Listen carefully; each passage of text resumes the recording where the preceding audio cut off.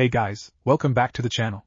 This is a story about what if Kurama gives Naruto Fox summon contract harem. Before I start, please support for more amazing content, and do consider subscribing to my channel and share this video with your friends. This is written by Grey King 46 and link in description and support writer.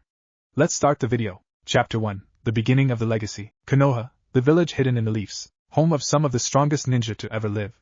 The home of the will of fire. A home meant to be about sacrifice, protecting others and unity. That was all a way bullcrap. For right now, on the 9-year anniversary of the attack of the nine-tailed fox known as the Kyuubi, we find at least 20 if not more people chasing after a small boy. The people ranged from civilians to low-level ninja, and they were chasing an innocent 9-year-old child in order to end him. This child was one Naruto Uzumaki, and today was his birthday. He was a bit short and fairly skinny for his age with a mop of sun-kissed blonde hair and bright blue eyes. On his cheeks were 6 marks, 3 on each cheek, that almost looked like whisker mark scars. He was wearing a pair of green goggles around his forehead and a kill me now orange jumpsuit that had some blue accents and brown patches on his shoulders that had a spiral pattern on it, or at least that was his normal appearance. Right now his goggles were hanging around his neck, the plastic thin and cracked, with one of the lenses smashed. His jumpsuit was covered in slash marks and tears, the left arm of his jumpsuit completely gone with similar damages all over the gaudy outfit. His blonde hair was shining with sweat, dulled from dirt and almost orange from the blood. Yes, blood. His left eye was nearly sealed shut from the amount of blood that poured down his face, bleeding wounds all over his face and arms and chest. He looked like he had gone through a war. And these wounds? They were all caused by the people chasing after the child like he was the devil. He panted while trying to keep ahead of the crowd who were screaming at him. Get back here, fox! Die for your crimes, demon! I'll make you pay for taking my family from me. Leave me alone! I didn't do anything! Naruto called, crying. The reason these monsters called people were chasing Naruto was because they saw the child as the Kyuubi reborn, when in reality he was the container holding the beast back. And speaking of the beast, it was in a panic. Shit. Not again, growled a large reddish-orange fox locked in a cage which looked like it was in a sewer area. This was the Kyuubi, and this place was Naruto's seal. Those bastards are at it again. The Kyuubi, despite being a malevolent being, was not heartless. Once the child started using his power, started treating him like a slave, then Kyuubi would hate the child and make his life hell. But there was also the fact the seal that kept the Kyuubi trapped within Naruto linked their life forces. So Naruto dies? Kyuubi dies. And Kyuubi could not let that happen. There was a problem with this, however. That problem?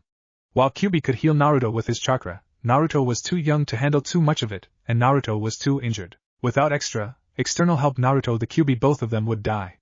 If that damn old man hurried up then maybe he'll be fine. Aya. Naruto screamed as a kunai suddenly stabbed into his shoulder. Oh for fuck's sake. Kyuubi screamed before he noticed something. He remembered this area, he knew this area, it's here. He thought before he closed his eyes and focused, basically screaming as loud as he could. That way. Naruto whispered, running away as he changed direction lightly as he ran deeper into the forests. You can't hide from us, fox. Laughed one of the people as they followed him in. Now this is really a fox hunt. Naruto cried as he ran, moving as fast as he could, but as he lost his footing and tripped, he crashed against a tree. Quickly! The tree! In the tree! Get the scroll! Kyuubi screamed as loudly as he could. Naruto groaned while holding the tree and heard the people before he reached up into the tree and grabbed something. What? He whispered, pulling his arm back and seeing a scroll in his hand. Why is there a scroll in a tree? Sign it. Sign it. Use your blood and sign the contract. Kyuubi ordered. Naruto jumped at the sudden yell while rushing to unfurl it while he heard the people catch up to him. Quickly! Quickly! Kyuubi screamed. Naruto shook a bit but nodded, using his bloody fingers to write his name on the scroll. He was then surrounded by smoke, disappearing as he lost consciousness. Unknown location. Naruto poofed back onto some ground with a thump and with some of his blood dripping onto it. He was inside a giant forest, the leaves a soft glowing blue with the trees nearly 20 to 25 feet tall. Several foxes of different colors with different numbers of tails began to emerge from the woods he had appeared in, sniffing him before they carefully dragged him away. They headed towards a large tree with a burrow right underneath it. Mother! One of the foxes, a white one with 2 tails, called into the burrow. What is it? Spoke a female voice that sounded deep and big. We found a boy who's injured. A boy?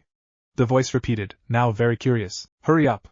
Kyuubi yelled, taking a risk and forcing some more chakra through Naruto to hope to catch the voice's attention. Wait, I know that chakra, the voice said in shock, Kyuubi's gambit having worked apparently as loud stomping footsteps echoed from the burrow as a large creature emerged. It was a pure red fox with 8 tails that moved closer to the boy and narrowed her eyes before they widened. Kurama the beast whispered, its voice showing it was female before turning to the others. This boy is Kurama's host. We must save him. Yes, mother. The foxes nodded, getting to work. They carried him over to another burrow with several other foxes running out as they set him down, and the other foxes taking his jumpsuit off to get a clear look at the wounds. Who did this to the little guy? An older-sounding fox said in shock, the fox is healing him. I'm not sure, but it was no accident. Spoke another sounding younger as their paws glowed with chakra. I mean, it was like several people were after him. The foxes all nodded, the wounds on Naruto slowly healing. Will he make it? Asked the smaller one that was a girl. With Kurama? Yes. We just need to help. The large fox nodded. Slowly the wounds closed up with the smaller foxes getting wet clothes to help clean the blood. You are, Naruto mumbled, awakening slowly while seeing fuzzy images over him. Oh no. Hello? The white fox from earlier smiled. He blinked and saw the foxes clear as day before going wide-eyed and tried sitting up, but winced and groaned. Oh ow, he whimpered in pain. Where am I? Our realm. Spoke the older fox. You were found injured and bloody, and we did our best to patch you up. Gah! Naruto yelled as he saw the giant fox, jumping back. Easy there. She spoke while Naruto hissed in pain. Your body is still needing time to rest, those were some nasty injuries. Who are you? West, what is this place? Naruto asked in fear. This is the realm of the fox summons. The fox explained, this is Mujinomori Forest. And I am Kumsha, the mate of Kurama the nine-tailed fox. Naruto looked at her while confused. Mate? Kurama? Wait, the fox? His eyes then widened, recognizing half of what that meant. You mean you're with the fox that destroyed my home? Naruto yelled in fear. What do you mean? She asked confused. And 9 years ago the Kyuubi attacked Konoha and destroyed the place. Naruto called the fourth Hokage sacrificed himself to kill it. Her eyes widened along with the other foxes in disbelief. Kurama would do no such thing. She yelled in near outrage. And your fourth Hokage could not have killed my mate in your human terms. You would call him my husband. The Kyuubi is a construct of pure chakra. No mere mortal can kill him. He would just reform. But he did attack Konoha.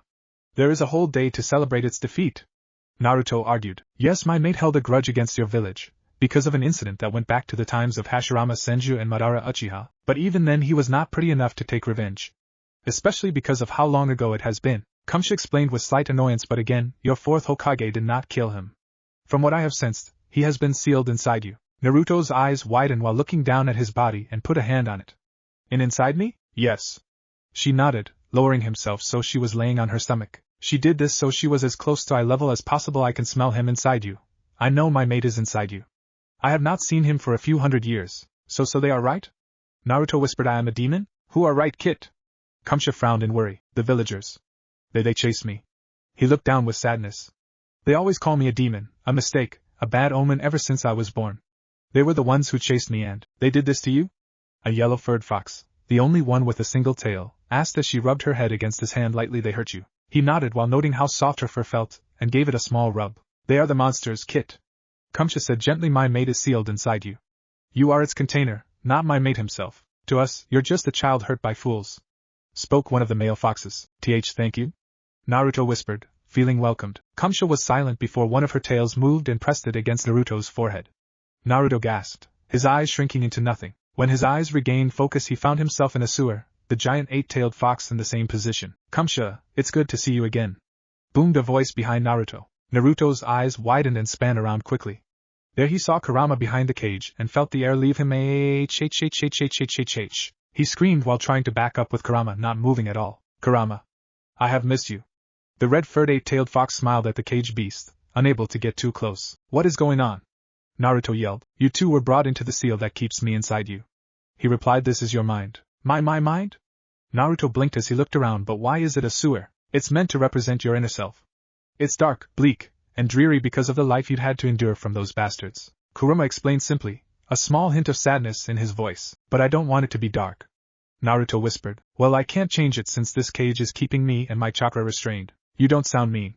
Naruto said suddenly, looking up at the Kyuubi. That's cause I'm not. He huffed while laying on his stomach. I am a neutral creature. Yes, my chakra feels malicious, but I am neither good nor evil. If I feel like it, I will help someone. If I feel pissed, I might smash something. Then why did you attack Konoha? Naruto asked curiously, getting closer to the cage. Honestly?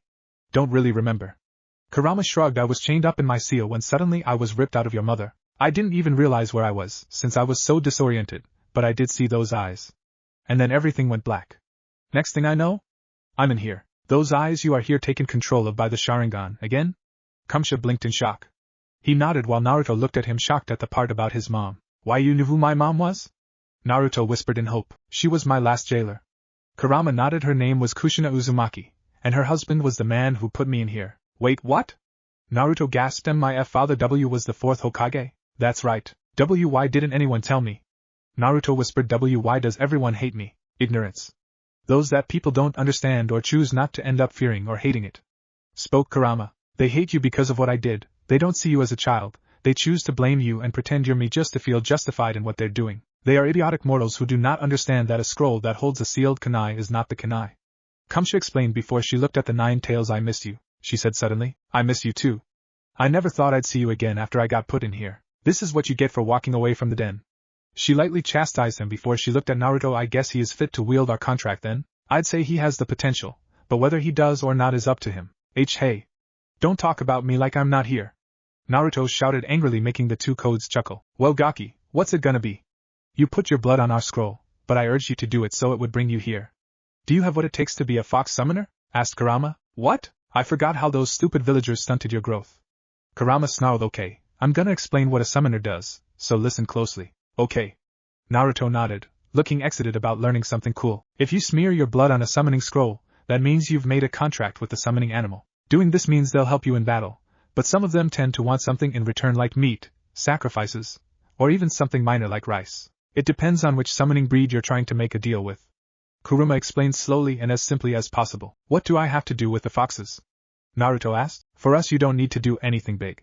Kamsha shrugged. You just need to take some of the younger foxes on pranking sprees once every 2 months. They are very mischievous by nature. Did you say prank? Naruto asked with a large grin. Yes, learning the best ways to prank on regular humans is always something foxes need to do. It helps them with later lessons. Spoke Kurama. And with your history it should be as easy as breathing for you. Hell yeah it will. Naruto called with a proud grin, making the 2 foxes grin. You can stay in this forest with us, Kit. The mother of the foxes said we will train you and treat you like our own. We will help you be great. You better. Kurama grumbled. I will not have a weak container. Really?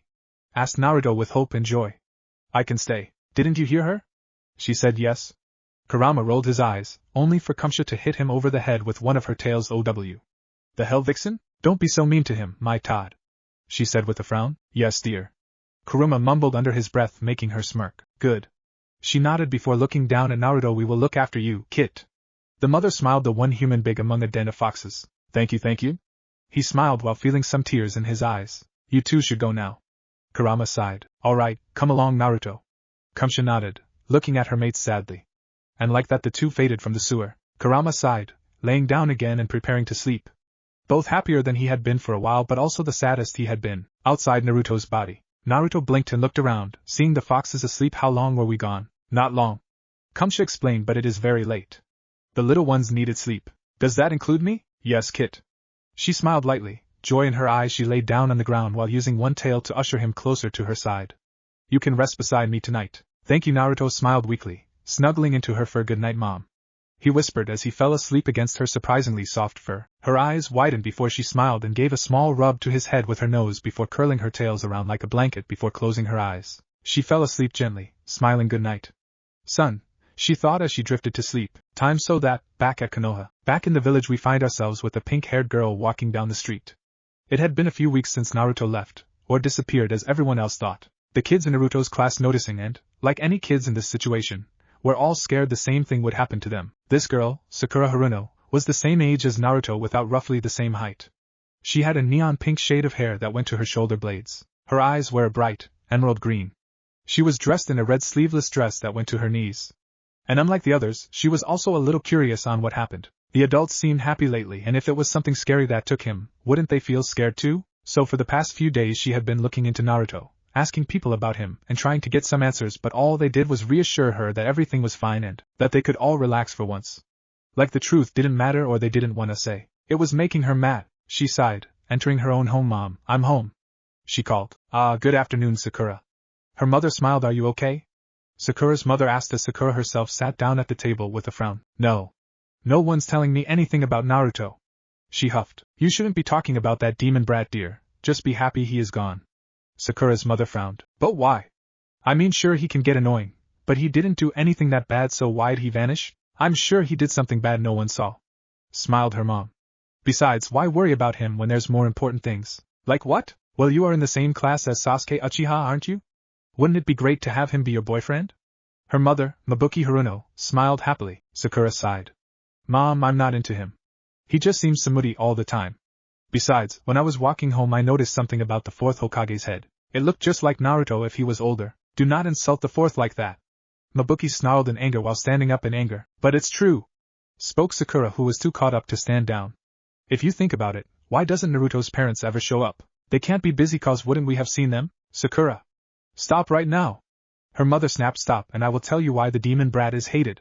Sakura reeled back while her mom let out an aggravated sigh and sat back down. You remember how, 9 years ago, the Kyuubi attacked and nearly destroyed our village? Mabuki explained, and how it killed Daddy? Sakura whispered sadly, yeah, everyone knows about that. The fourth Hokage, the hero he was, killed the demon at the cost of his own life. Mabuki continued, but the demon didn't give up. It brought itself back in the form of a child, preparing itself and biding its time to kill us all. The demon took the form of the child you call Naruto. He is the Kyuubi, reborn. Sakura was silent with wide eyes, looking down at her hands. Do you understand now, Sakura dear? That doesn't make sense. Sakura said suddenly. Excuse me? The mother asked in disbelief. It doesn't make sense. She spoke up again. I mean, if that was true, and everyone knows that, why would it stay and let everyone attack him? Why not just leave for some other village? Or, why change into a person at all if he lived? Couldn't he have just destroyed the rest of the village? Because the fourth weakened it. It couldn't go anywhere and was weak. Which is why we have been trying to kill it, before it regains its power. Mabuki snapped/argued back. Then why try to kill him? I mean, why make itself look like the fourth if it knew everyone would want revenge? Why make it walk around on its own to begin with if everyone wants it dead? Because it knew we would find it eventually, some way. It was mocking us, but it still doesn't make sense. What if it didn't happen that way? What if Naruto really is the fourth Hokage's son? Slap! Sakura reeled back and held her cheek while looking at her mom with shock, who glared at her. You go to your room, young lady. And don't let me hear you talk like that again. Mabuki frowned. But mom, I said go. But mom, if Naruto is the son of the fourth, wouldn't he be a better boyfriend than Sasuke? Sakura asked as she cried, trying to understand and reason with her mother while taking a step back and looking away. Suddenly the room went cold and Sakura shivered, feeling like she should not have said that. Sakura, saying that filth is the son of the fourth or that the monster is better than Sasuke is where I draw the line. And you have done both. And mom? Sakura blinked in shock, taking a step back only for her back to the hit wall as her mother looked at her in rage. I'm going to make sure you never have thoughts like that again, Mabuki said darkly. Sakura's screams of pain soon filled the house. Elsewhere, we move away from the house and go to the top of the village, into the office of the third Hokage. He was an elderly man with a white robe on and a red hat on his head with the kanji for leaf, and he was in the middle of doing paperwork. But his mind was not on his paperwork right now, but on his surrogate grandson, Naruto. He had been missing for nearly 2 weeks and the old man was worried about the blonde he was his family. He sent Umbu out to try and find him, but they found Jack Squat. It made him fear for the child's life and was praying he was alive and safe somewhere. Naruto, please be safe. Hiruzen Sarutobi, the third Hokage of Konoha and the man dubbed as the Professor, whispered in hope and worry. As he resumed writing, a sudden cloud of smoke poofed in front of his desk. In the blink of an eye, several Umbu, the Hokage's personal guards, emerged from their hiding places with swords drawn and jutsu ready to be performed. After a few seconds the smoke vanished to reveal a blue-furred three-tailed fox. Greetings. I have come here to deliver a message to the third Hokage. Are you he? It asked in a female voice. Ah, yes. Hiruzen blinked but quickly gathered himself, his guards still ready to strike, especially as the creature was a fox, which brought up memories of the Kyuubi's attack. I am sorry, but who are you? I am Sapphire, a three-tailed kitsune of the fox summons. The fox bowed as best as a four-legged creature could. The fox having a feminine voice and about the size of a large dog. I bring a message from our summoner and youngest brother, Naruto Uzumaki Namikaze. Sarutobi and the others all widened their eyes in disbelief, the Umbu not being seen behind their masks, before he stood up. What did you say? Little brother Naruto says he is not angry with you keeping his parents' secret, or about being unable to stop those monsters you call citizens of your village. He will be staying with the fox summons, his summons, to train and grow stronger. He promises to be back for the genin exam, on the day, and to make you proud. Sapphire explained, almost as if ignoring his question. I say keep the demon, muttered one of the Umbu, which the fox picked up on. She snarled and slashed her tails. Chains of a glowing purple energy appeared around the Umbu and began to crush him. Do not insult our leader or little brother Naruto, or I will crush you and your inner organs, human. I say crush him. The Umbu with long silver hair and a dog-like mask. And no, wheezed the Umbu, restrained in fear while feeling the binds get tighter. Enough, spoke Sarutobi. Let me handle him. I'd rather your kind not have to deal with more problems, and killing one of my shinobi would just make the villagers more scared. Trust me, I'll make sure he gets what's coming to him. Sapphire just scoffed and made the chains vanish before turning to the dog-masked man. Little brother likes you. Says you are one of the ones who helps him when they can. Thank you? She bowed lightly with genuine respect and thanks. The Umbu bowed back while touched to hear that before Sapphire turned to Sarutobi. I will be honest, Lord Hokage, myself and a good third of the older fox summons wished to punish this village for their cruelness it showed a child. It does not matter that the child was welcomed into the skulk. But Naruto asked us not to. Sapphire explained, but we shall protect Naruto. We shall help him grow strong and happy. The fox summons swear this. And to us kitsunes, our word is something we do not break. He wanted to ask more, but nodded. I thank you for doing this. I might not know your clan very well, but I have a feeling you might be able to help him more than Konoha can at this time. Do any of you wish to relay a message to Naruto? For unless some dire situation emerges, you shall not see him or any fox summon until his return. Sapphire asked. This is your one chance to contact him. All of them were silent before the silver-haired one raised his hand. I have something to say. Sapphire nodded, turning to him. What do you want to tell him? She asked. Tell him I am sorry I couldn't do more for him. Okay. Sapphire smiled sadly and nodded before turning to the Hokage. Anything you wish to tell Naruto, Lord Hokage? Or should I leave now? Yes, I want you to tell him the same. I apologize for failing as his friend. I'm sorry I couldn't do more for him. And let him know I'm going to make sure that when he takes the exams that no one will hinder him or try anything. Sapphire nodded with a wide smile. You are a kind and great man. She praised before disappearing in a plume of smoke. Hokage-sama, are you sure we can trust that fox? Asked Wanumbu. She gave us no reason why we shouldn't. He said, but let me make this clear. No one, and no one is to mention what was said here. Anyone who does will suffer a great punishment. The Umbu all froze in fear and respect towards the professor. This is an SS class secret. Understood? Yes, Lord Hokage. They all called as one. Besides dog, you are all dismissed. Hiruzen nodded, all other Umbu vanishing into the darkness. Yes, Lord Hokage? Spoke the Umbu. Take a seat, Kakashi. The old Hokage asked, using the man's real name. He nodded and sat down in the chair while Sarutobi sat back down behind the desk. He also took off his mask, revealing his face, which had a second mask covering the lower half of his face. Even now I don't know why he has that, thought Sarutobi before he got to work. Kakashi, I wish to ask you a favor for when Naruto comes back. The third Hokage sighed. I ask you, if he passes the Genin exam, to be the Jonin sensei of his team. Me? You want me to take on a team? He needs your guidance. The lessons his father passed down to you. And he needs kindness to help shape him into his own man. Kakashi, you saw Minato as a second father. You should be there to help his son make Minato proud. Hiruzen said passionately. Plus there is no guarantee that his Jonin sensei will see him as Naruto, but as the fox, and therefore hinder his progress. Kakashi let that sink in and nodded. I agree, they might even attempt something and make it look like an accident just to try and get rid of him on a mission. I do not ask for you to retire from the Umbu now. But I ask that you be his team sensei when he returns. Hiruzen smiled sadly. And be the big brother figure I stopped you from being. Kakashi looked at the Hokage with his lone eye widened before bowing his head. I will, Lord Hokage. Thank you. Hiruzen nodded. Please be okay, Naruto. He thought carefully. With the fox summons, with the foxes, it was daytime and Naruto had woken up with the others. Thank you for telling me the messages, Sapphire. Naruto smiled, crying lightly. Over his few weeks' stay with the foxes so far, he had spent the time doing some basic chakra exercises and learning the summoning jutsu, in order to send Sapphire to the Hokage, as no member of the Fox clan had been there before. It was no problem, little brother. Sapphire smiled. Hey, mother. Naruto called up at Kumsha. Yes, kid? The mother of the summons smiled. What is with you all having different amounts of tails? He asked, making the large fox chuckle. It is rather simple. The amount of tails a fox has reflects its age and power. It goes from 1 to 7. She explained. But you have 8 tails. Naruto pointed out the obvious. Because of Kurama. She explained. He trained me himself. And when we first mated, he passed some of his chakra to me. It gave me my 8th tail. When I am ready to pass on, which I am a long time from, might I add, I will pass my power on to my successor, giving them their 8th tail. But I still have a long time left inside me. So what would say I am? 1 tail. Kumsha said, the foxes snickering lightly. Damn. Naruto mumbled. But don't worry. By the time you return to Konoha you will be at least a 3-tail. The fox summons boss smiled, meaning we should start now. Awesome. Naruto cheered. What first? Kumsha smiled, her tails wagging gently. Time skip years later. Konoha. As the years passed, so did a horrible life for Sakura. Sakura and her mother's arguments had continued and grown, her mother's treatment of her daughter getting worse as a result, beatings and such having become a common occurrence for the Pinkette. Mabuki had focused on her back in places where most people wouldn't see, focused on purifying her daughter of the demon spell so she would be perfect for the last loyal Uchiha. Unfortunately, this had the opposite effect. Sakura had looked more into Naruto, and she was confident Naruto was the son of the 4th Hokage, and she knew she could get him to be her boyfriend, as his crush on her had more or less been public knowledge. Because of this she had become obsessed with Naruto in order to suffer though her mother's torture, seeing the eventual ends being worth this pain. She also grew to hate Sasuke Uchiha, the one her mother wanted her to get with. This was because she blamed him for what she had gone through, which had gotten worse from a simple choice she made. She trained. Squire was smart, and because of that she knew that being with Naruto would be dangerous. So she trained. This, however, gave her mother the opportunity to up her daughter's purification.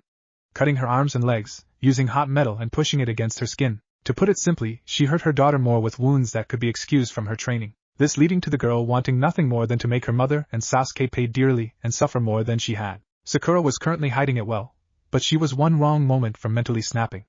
But that did not mean that she was ignorant to getting the attention of boys. Her mother did give her money to get good-looking cloths and makeup as well as books about picking up guys. Now she her pink hair that reached her chin. Her fringe was curved and went down in several rolls, looking like a few curved spikes going down her forehead. She wore a black top that reached an inch past her hips. The shirt looked to be silk but was actually a high-class, free-breathing ninja material as to not weigh a ninja down but also keep them well cooled. The shirt had an almost kimono-esque style to it with red accents around the neck and the hem in the style of Sakura petals. The red also went down the shirt, connecting the neck and the hem of the shirt. Over the chest of her shirt was a small diamond-shaped hole which lightly showed off her B-cup cleavage, the red accents around the diamond. She was also wearing matching tight red shorts that hugged her waist and butt, hugging her curves while allowing free movement. She was wearing black, fingerless gloves with her fingernails painted red. She had a weapons pouch tied around her right upper thigh, full over kunai and shuriken. She was confident. Today was the genin graduation exam. Today she would be on her way to being a full-fledged shinobi, meaning she could start missions. Meaning she could prove herself for Naruto. A near-insane grin spread across her face as she picked up the pace. Maybe I can even find him and bring him back. Elsewhere, we go back to the Hokage's office, where Hiruzen was hard at work against his mortal enemy once again. Whoever invented paperwork is probably having a field day, the great shinobi thought in irritation, finishing signing another form when a blast of smoke filled the room. He looked up and was greeted by Sapphire. Sapphire had grown in size, now about the size of a normal dining table with 4 tails flowing behind her. And speaking of behind her, a figure stood there. The figure was a teenager with blonde hair that was not very long but not super short either, and bright blue eyes. He wore a black fishnet shirt with an open black jacket on top, the jacket having orange accents down the arm and a large orange spiral on the back. The teen was also wearing black shinobi pants and a weapons holder on either thigh. Hey old man. The older Naruto greeted her with a cheeky, get familiar smile. Miss me, Naruto? Hiruzen smiled as he sat back. It is good to see you again. Sorry it took a while, I had to make sure my new look was all together. That and Sapphire here wanted to grab some lunch. Please, you want it to be dramatic? She rolled his eyes. Says the one who said an entrance helps make an impression on people. Sapphire smacked him over the back of the head lightly. He stuck his tongue at her before turning to Sarutobi. So, am I late? No, classes have yet to start, he assured. Sweet, then if you need me, I'll be getting my new headband. Naruto smiled, waving, before he seemingly disappeared. That Naruto was an illusion clone, which is similar to your shadow clones. He summoned himself near the academy. Sapphire explained, I'm impressed. I didn't expect that at all. Hiruzen commented, my little brother has grown. Sapphire said proudly, I can see. Want some tea? Hiruzen asked with a smile as Sapphire jumped onto the chair opposite him. I very much would, thank you.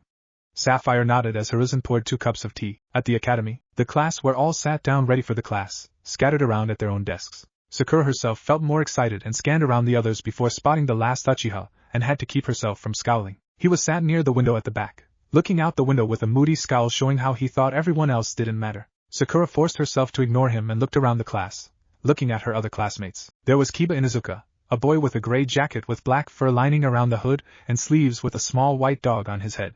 Then there was Shino Aburame. Shino had black hair and wore sunglasses, wearing a massive white coat that covered half of his face. Next was Hinata Hyuga. She had blue hair with bangs going past her face with pupilless eyes and large overcoat. Sakura had to admit she was a bit jealous of Hinata, knowing she had large breasts for their age. She glanced down at her chest for a second while looking at the others. Sitting near Sasuke were a bunch of random civilian fangirls that just disgusted Sakura.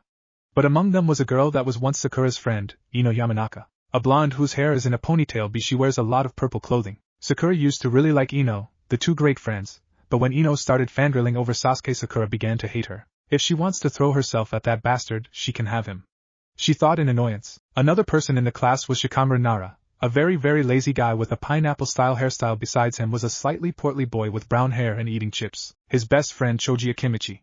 Sakura sighed, looking back to the front of the class. That's when she saw their teacher enter. He was a slightly scared Chunin called Irika Yumino. Irika dressed in the classic/generic Chunin attire. Alright class, today is a big day for you all. The day you graduate as genin. Sakura actually sighed at that. Less than a quarter of the class took the idea of being a ninja seriously, that being her, Sasuke, Shino, She-Things and Hinata. The rest seem to act like they think being a ninja will be all fun and games or super easy. Add to that the fact Hinata is a very shy and gentle girl, not suited for the shinobi life. And Sasuke is a brooding emo with an obsession with power, and killing his brother making him untrustworthy as a ninja. This was made worse by the fact that the notable ninja in her class were clan heirs, and they thought being a ninja was a walk in the park. No wonder this village is full of dumbasses who tortured poor little Naruto. She thought bitterly. Now I would like to introduce a new student to the class. Iruka began, which threw the class into disbelief and yelling, "That's not fair. We had to go 3 years of your boring lectures. Why does this newbie get to skip it all? Sasuke should have been able to skip if this loser has been quiet." Iruka yelled with his famous jutsu, the big head jutsu. It did as it described, make it look like his head was nearly 10 times its size and amplifies his voice threefold, making all of them immediately shut up. Suddenly smoke began to fill the classroom from several small smoke bombs. Everyone was confused while Iruka looked ready for a fight. Then the smoke disappeared. They saw Naruto standing atop Iruka's desk with a lot of foxes around him. Posing lightly, Naruto Uzumaki has arrived. Naruto called proudly, small colorful puffs of smoke going off around him, and the foxes. The class was shocked into silence, staring at Naruto and the foxes in shock and amazement, with the girls staring for an extra reason. Sakura herself felt her body get rigid at the name, and how much he had changed since she last saw him. He's perfect, Sakura thought, almost drooling as she looked at him. So hot, so sexy, there is no argument, he is the 4th's son. That's Naruto. Hinata thought as she looked at him, remembering Naruto saving her from bullies when they were 7. He looks so handsome. She thought, a small nosebleed forming. That's Naruto, thought Ino in shock. He looks so sexy. So where do I sit? Naruto asked with a cheeky smirk as he jumped off the desk, the foxes going onto his shoulders. Well, the youngest went and sat on his head and took a nap. Right there, spoke Iruka with a sweat drop at the entrance, but surprise and joy at seeing Naruto after so many years. Thanks. Naruto waved before he ran up the steps in excitement, sitting next to Hinata. He's sitting right beside me, Hinata thought, blushing as she pushed her fingers against each other. Here are the tests, Iruka informed, putting written tests in front of the class. Keep your eyes on them and don't even try to cheat. I see anyone do that and I'll fail them on the spot. Why? Naruto suddenly asked. Because it's part of the standard test, and if you all want to be genin, then you're gonna have to stick to the basics until after you graduate. But we are ninja, Naruto pointed out. If we cheat and you don't know until later, we should be praised. Agreed, spoke one of the foxes on his shoulders. Naruto. Iruka sighed. Look. These are the rules set by the council. They need to know you have the base knowledge down to a reasonable level. You won't have the answers with you all the time. There are tests based on information gathering later in your shinobi career, but for now you need to do this with your own knowledge. So I should give this back then? Naruto said, holding up a sheet of paper. It was the answer sheet. What the how'd you get that? He asked in shock, with the others looking at Naruto with surprise, except for Sasuke. When we were on the desk. Naruto shrugged. Why did you think we appeared on it when in front of it would have worked just as well? You were all focused on me and my upper body while these little guys at my feet grabbed it. We're that good, snickered the fox on his other shoulder. Yeah, you are. Naruto smiled, scratching them behind the ears. So what do you say, sensei? Iruka sighed and took the answers off Naruto, walking back to the front. You are getting a few points extra credit, Naruto. He grumbled. Thank you, sensei. What's with the foxes, loser? Kiba scoffed. Trying to copy me and my clan? Don't insult big brother. A two-tailed, orange fox snapped. We're better than any mangy mutt. He means you, smirked the fox on Naruto's other shoulder. Why, you little? Kiba snarled, standing up. Kiba! Sit down! Iruka snapped. Are those foxes talking? Ino blinked. No, we're using telepathy. What do you think? Spoke the other fox on his shoulder. This fox had black fur and just one tail. Now Onyx, I don't think most of these guys have seen a summon before. Naruto chuckled. Summon? Spoke Choji in confusion. We can deal with this another time. Iruka interrupted. We are late with starting the test anyway. Naruto, can you send your summons away now so we can start the test? Yes, sensei. Naruto nodded. Sorry guys, I'll see you later. Remember your promise, big bro. One of the foxes giggled. Will do. Foxes always keep their word. Naruto smiled. Bye. The foxes called, disappearing with small puffs of smoke. Well, you have an hour to finish your tests. Iruka ordered his class as they took a few seconds to calm down. This'll be a sync, Naruto thought, spinning his pencil.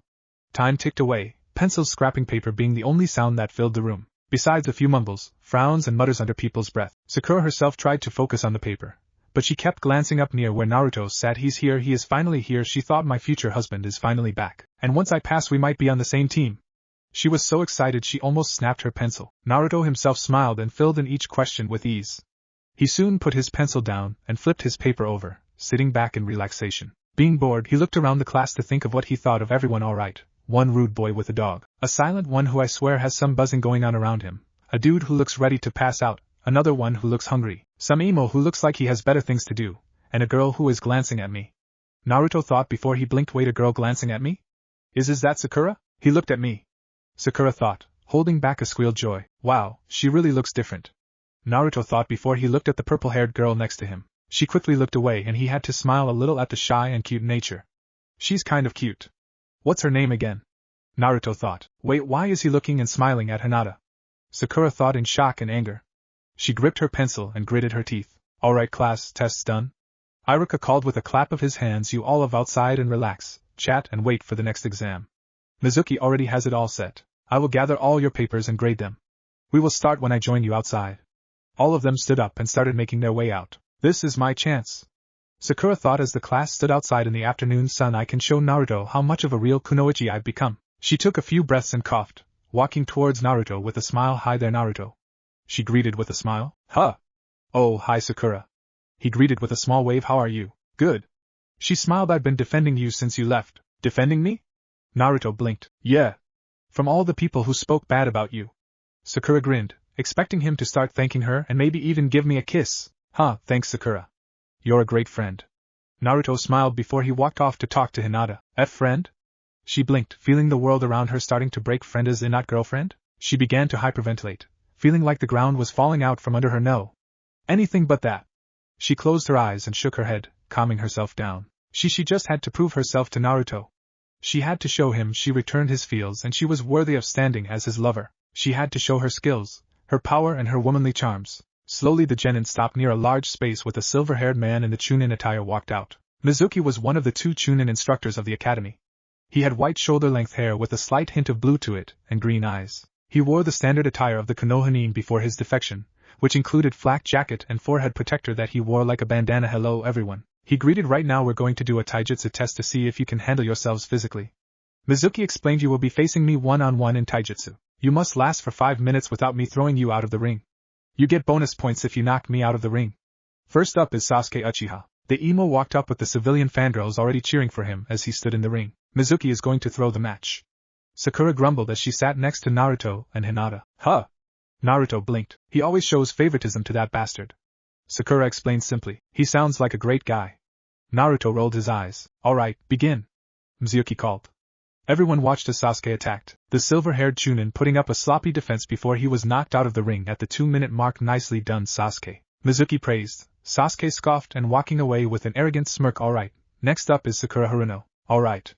Sakura cheered as she ran into the arena. Watch me Naruto.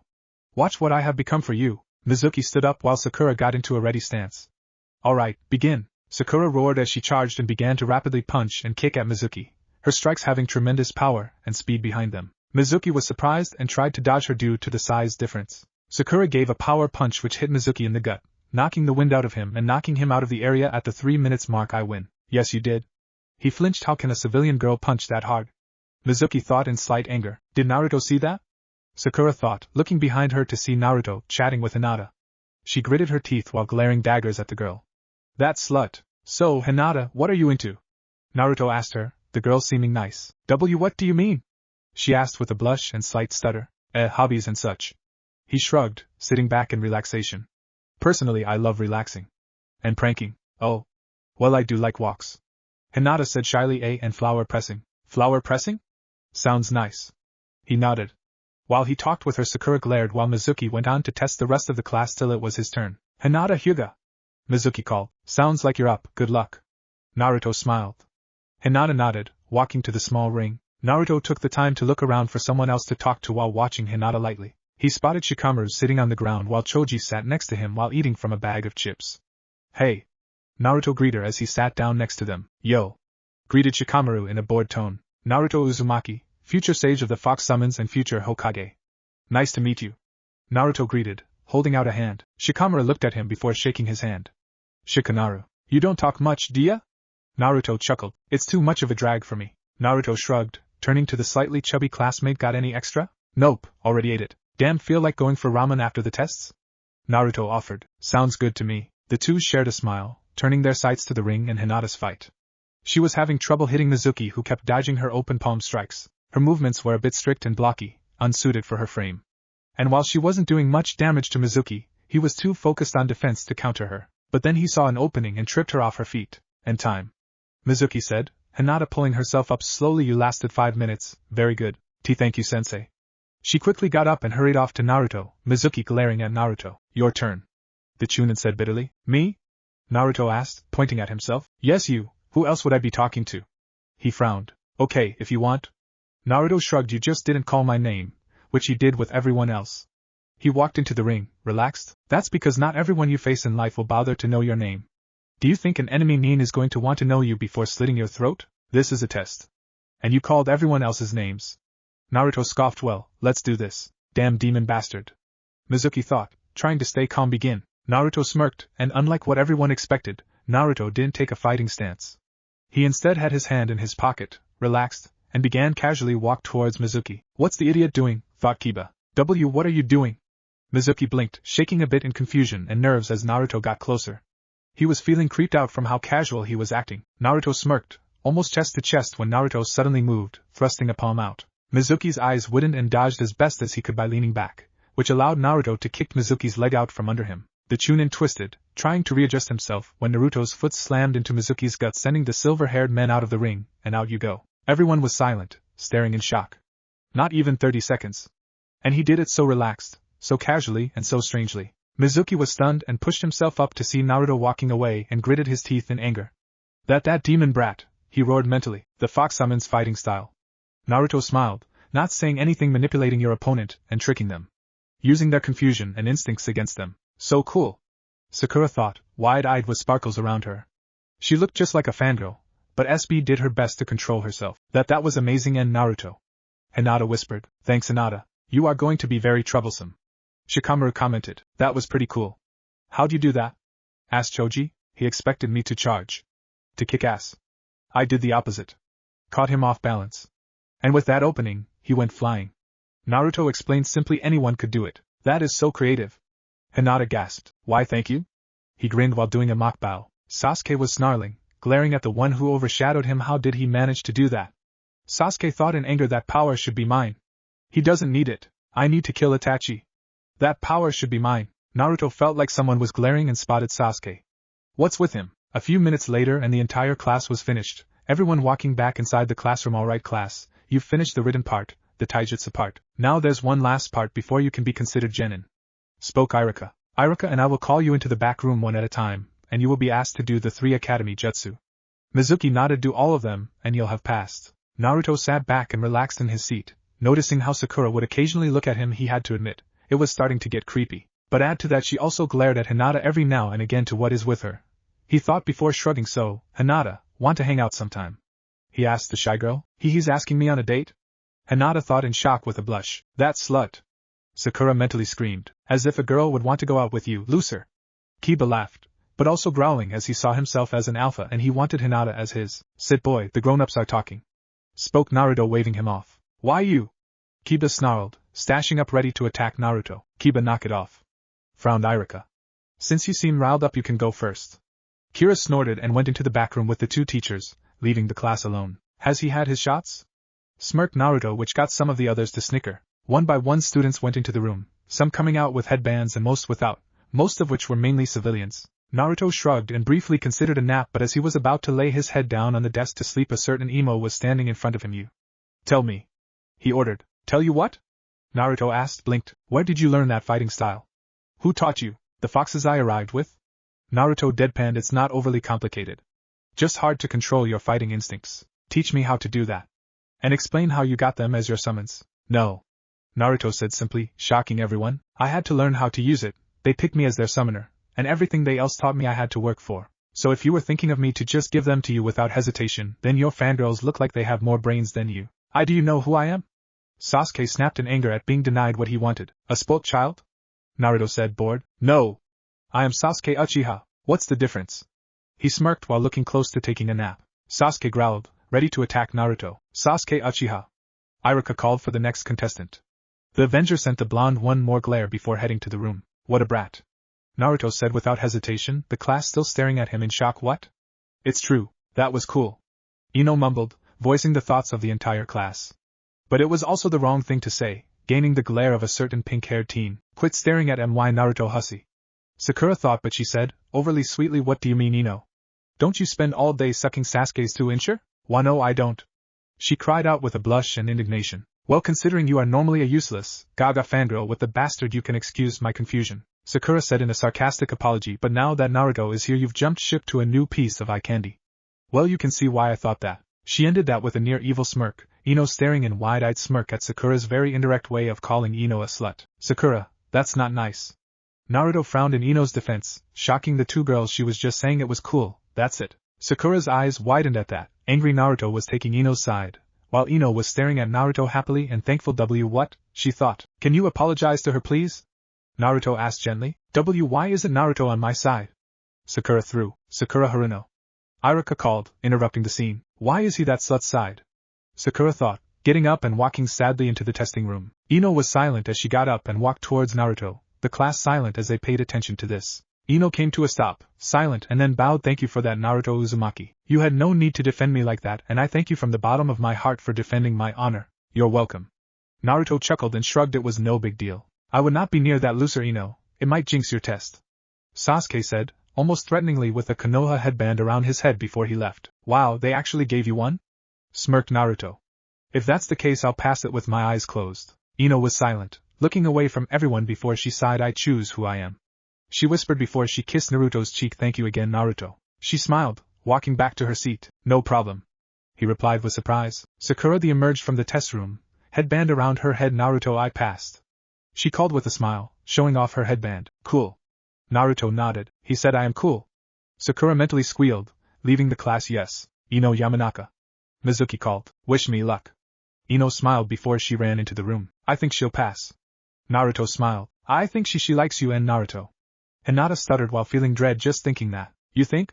Naruto chuckled nervously with a blush. Wow, I didn't expect that. Ino soon came out and cheered, holding her headband in her hand and holding it high before she ran out of the class with a wave. Time passed, more students going in and out.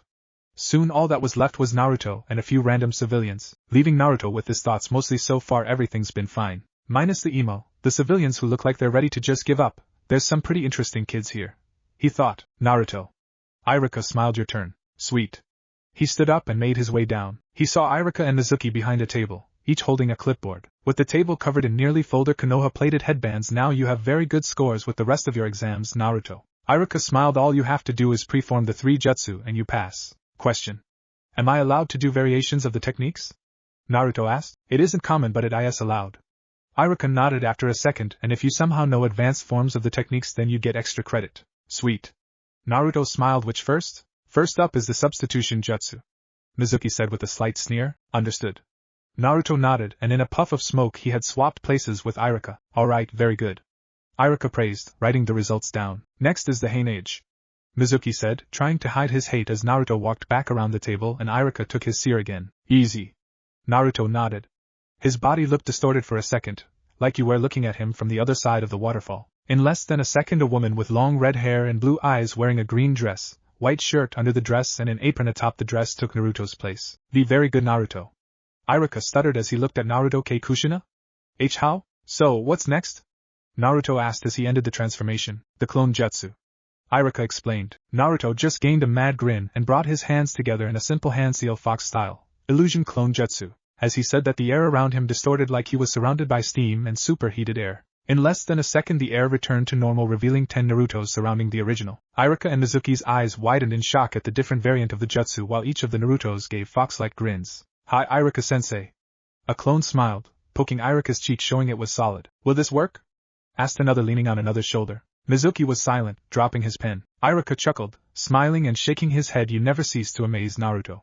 He commented. It's why I'm awesome. He shrugged. Congratulations, Naruto. Iruka nodded, a proud smile before he started listing off his scores. You scored 60% on your written test. Your taijutsu was beyond top marks. You got bonus points with swiping the test answers. You preformed the 3 academy jutsu, and your variation of the clone jutsu scored you even more points. So? Naruto asked, his clones vanishing in poofs of smoke. You pass. Iruka smiled, holding out a Konoha headband. Yes. He grinned, taking it and tying it around his forehead. Thanks, Iruka-sensei. He grinned, giving a thumbs up before he ran out of the room. Look out, world. Here comes Naruto Uzumaki, he thought with determination. Naruto leaned against a tree while lightly touching his headband. He smiled proudly. He had done it. After years of training with his new family, it was all worth it. He was a ninja. He passed. I'm awesome. He joked while the foxes on his shoulders slowly opened their eyes. Big brother Naruto, you're so loud. The fox yawned. Sorry guys, but take a look at my forehead. Naruto explained with a smile. The foxes aghast and smiled at the headband, cheering. Woohoo! Way to go bro, we knew you could do it. Mother will be so proud when we tell her. I won a deer. You ate what? Made a bet about if you choke or not. I won so I get a freshly hunted deer. The fox grinned. Figures you guys would make a bet. Naruto chuckled, rolling his eyes as he looked around the small area in front of the academy. Those who passed were being congratulated by their family, smiling and chatting away. I wonder if I should see if any of them still see me as a demon, he thought, noticing how the families all looked at him at least once, either because of the foxes with him, which Konoha has hated since the Kyuubi's attack, or because their children were telling them about their new classmate. You sure that's a good idea, kid? A familiar dark, grumpy voice echoed inside Naruto's head. Oh, calm down, you fluff ball. Naruto smiled. It's fine, so calm down. Okay, Dad? Whatever, brat. I better not need to heal you until your first mission. Kurama grumbled from within his seal as he went back to sleep. Someone's getting soft. Last time you said third. He snickered. And my mate would kill me if I tried that. Kurama deadpan. Now let me sleep while you bug those families. Sure, Pops. He started walking over while noticing some of the parents glare at him in an instant.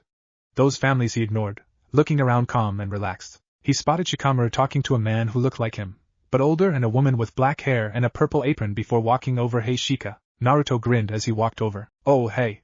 He greeted with a small wave. Come meet my folks. Sure. Naruto nodded. So you're Naruto, huh? Responded Shikamaru's dad in the same bored tone as his son. He told us you sure gave off a show. Well, I'm awesome. Naruto nodded, joking once more as he relaxed. I guess I just for some good training is all. Well, it sounds like all the trouble you put up was a big drag. So? Naruto asked. Sometimes you gotta make a big entrance and catch people off guard. It's fun seeing some of them squirm. A fox on his shoulder laughed. Shikamaru's parents were surprised to hear the fox speak up. Hi. The foxes waved. I've never heard of a talking fox, remarked the mother. They are summons. Naruto smiled. You can pet them, they won't bite. The mother raised an eyebrow and rubbed the fox's head gently. He gave a hum while his tail swished. Those are cute. Ino smiled as she walked over with her parents. Never knew there were fox summons, remarked her dad, who had darker blonde hair and a ponytail, while looking like the kind of father who could be angry when needed. I'm their only summoner. Naruto nodded. They've been training me for a while. They saved me. Well, from what we've heard it seems they're doing a better job watching over you than the rest of this village, spoke Ino's mom, who had light brown eyes without pupils, and brown hair which was tied into a bun with a red ribbon in it. Strands framed both sides of her face, hanging over her ears from behind them. She was fair-skinned, and slight wrinkles are visible near her mouth. Her attire consisted of a dark teal elegant dress, which sports an aquamarine-colored gem below the collar. Yeah. Naruto smiled, scratching the chin of a fox. They're my family. They are runts are what they are, copycat. Kiba growled as he walked towards the small gathering. Kiba, growled an older woman with red marking on her cheeks like Kiba while wearing the jounin attire with scraggly brown hair. What? The Nean Dog partnership is our clan's specialty. He is trying to copy us with those dirty rats. Kiba snapped in anger/surprise as he expected his mother to be on his side. Just because he has foxes as his summons who stick close to him doesn't mean our speciality is some kind of property, she growled, bonking him over the head. But their argument was interrupted by a growl. Naruto's head was lowered with his hair covering his eyes and an aura of rage and hate flowing from him. If you want to discipline your son, do it like a real parent. Naruto growled as he raised his head, his eyes cold as ice as he glared at Kiba. Because no-one insults my family, and if you won't discipline him then I will. Oh no, one fox whispered. Naruto's mad.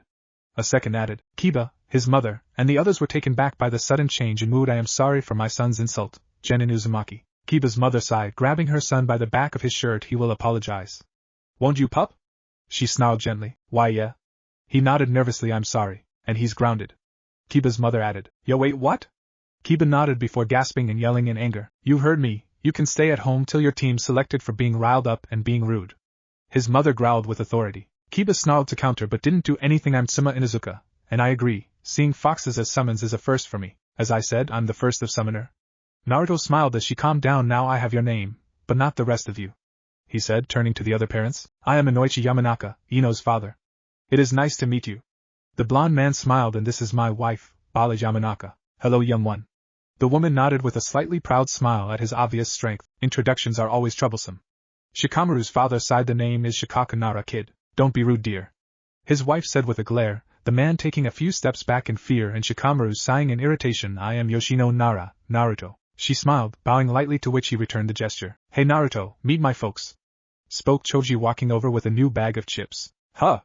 Naruto blinked, turning towards him and his parents. The man was plump like Choji with purple markings on his cheeks with red hair, and wore a black samurai-like armor with a white hachimaki tied around his head. Next to him was a full-bodied woman with short, black hair and eyes which are accentuated by orange markings at each corner. She also wore a light shade of lipstick, a pair of red, stud earrings along with a high-collared Chinese purple blouse which has gold trimmings and the clan's obligatory kanji for food on the back, a pair of pants, and heeled sandals. Hello, you probably already heard me, but my name's Naruto Uzumaki. Naruto greeted with a slight bow. I'm Munch Choza aka Munch Akimichi.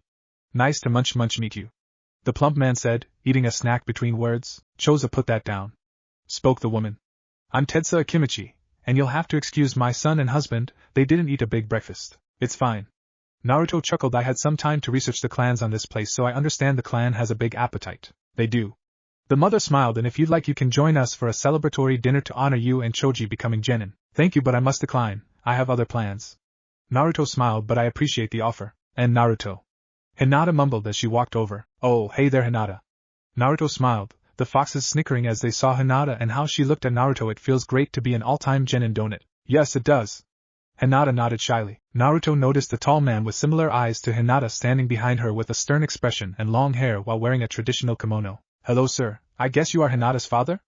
Naruto asked politely. Yes, you may call me Hayashi, he replied with a slight bow. It is a pleasure to meet you. Naruto bowed again. Kamsha really beat in that respect your elder's bullshit into, didn't she? Kurama snickered. She did, and it only sticks when it needs to. Naruto thought back with a mental grin. Well, I should get going. Naruto smiled. It was nice talking with all of you. Same. Ino's father smiled as they watched him walk away from the academy. Naruto waved a bit, chuckling as he walked through the village.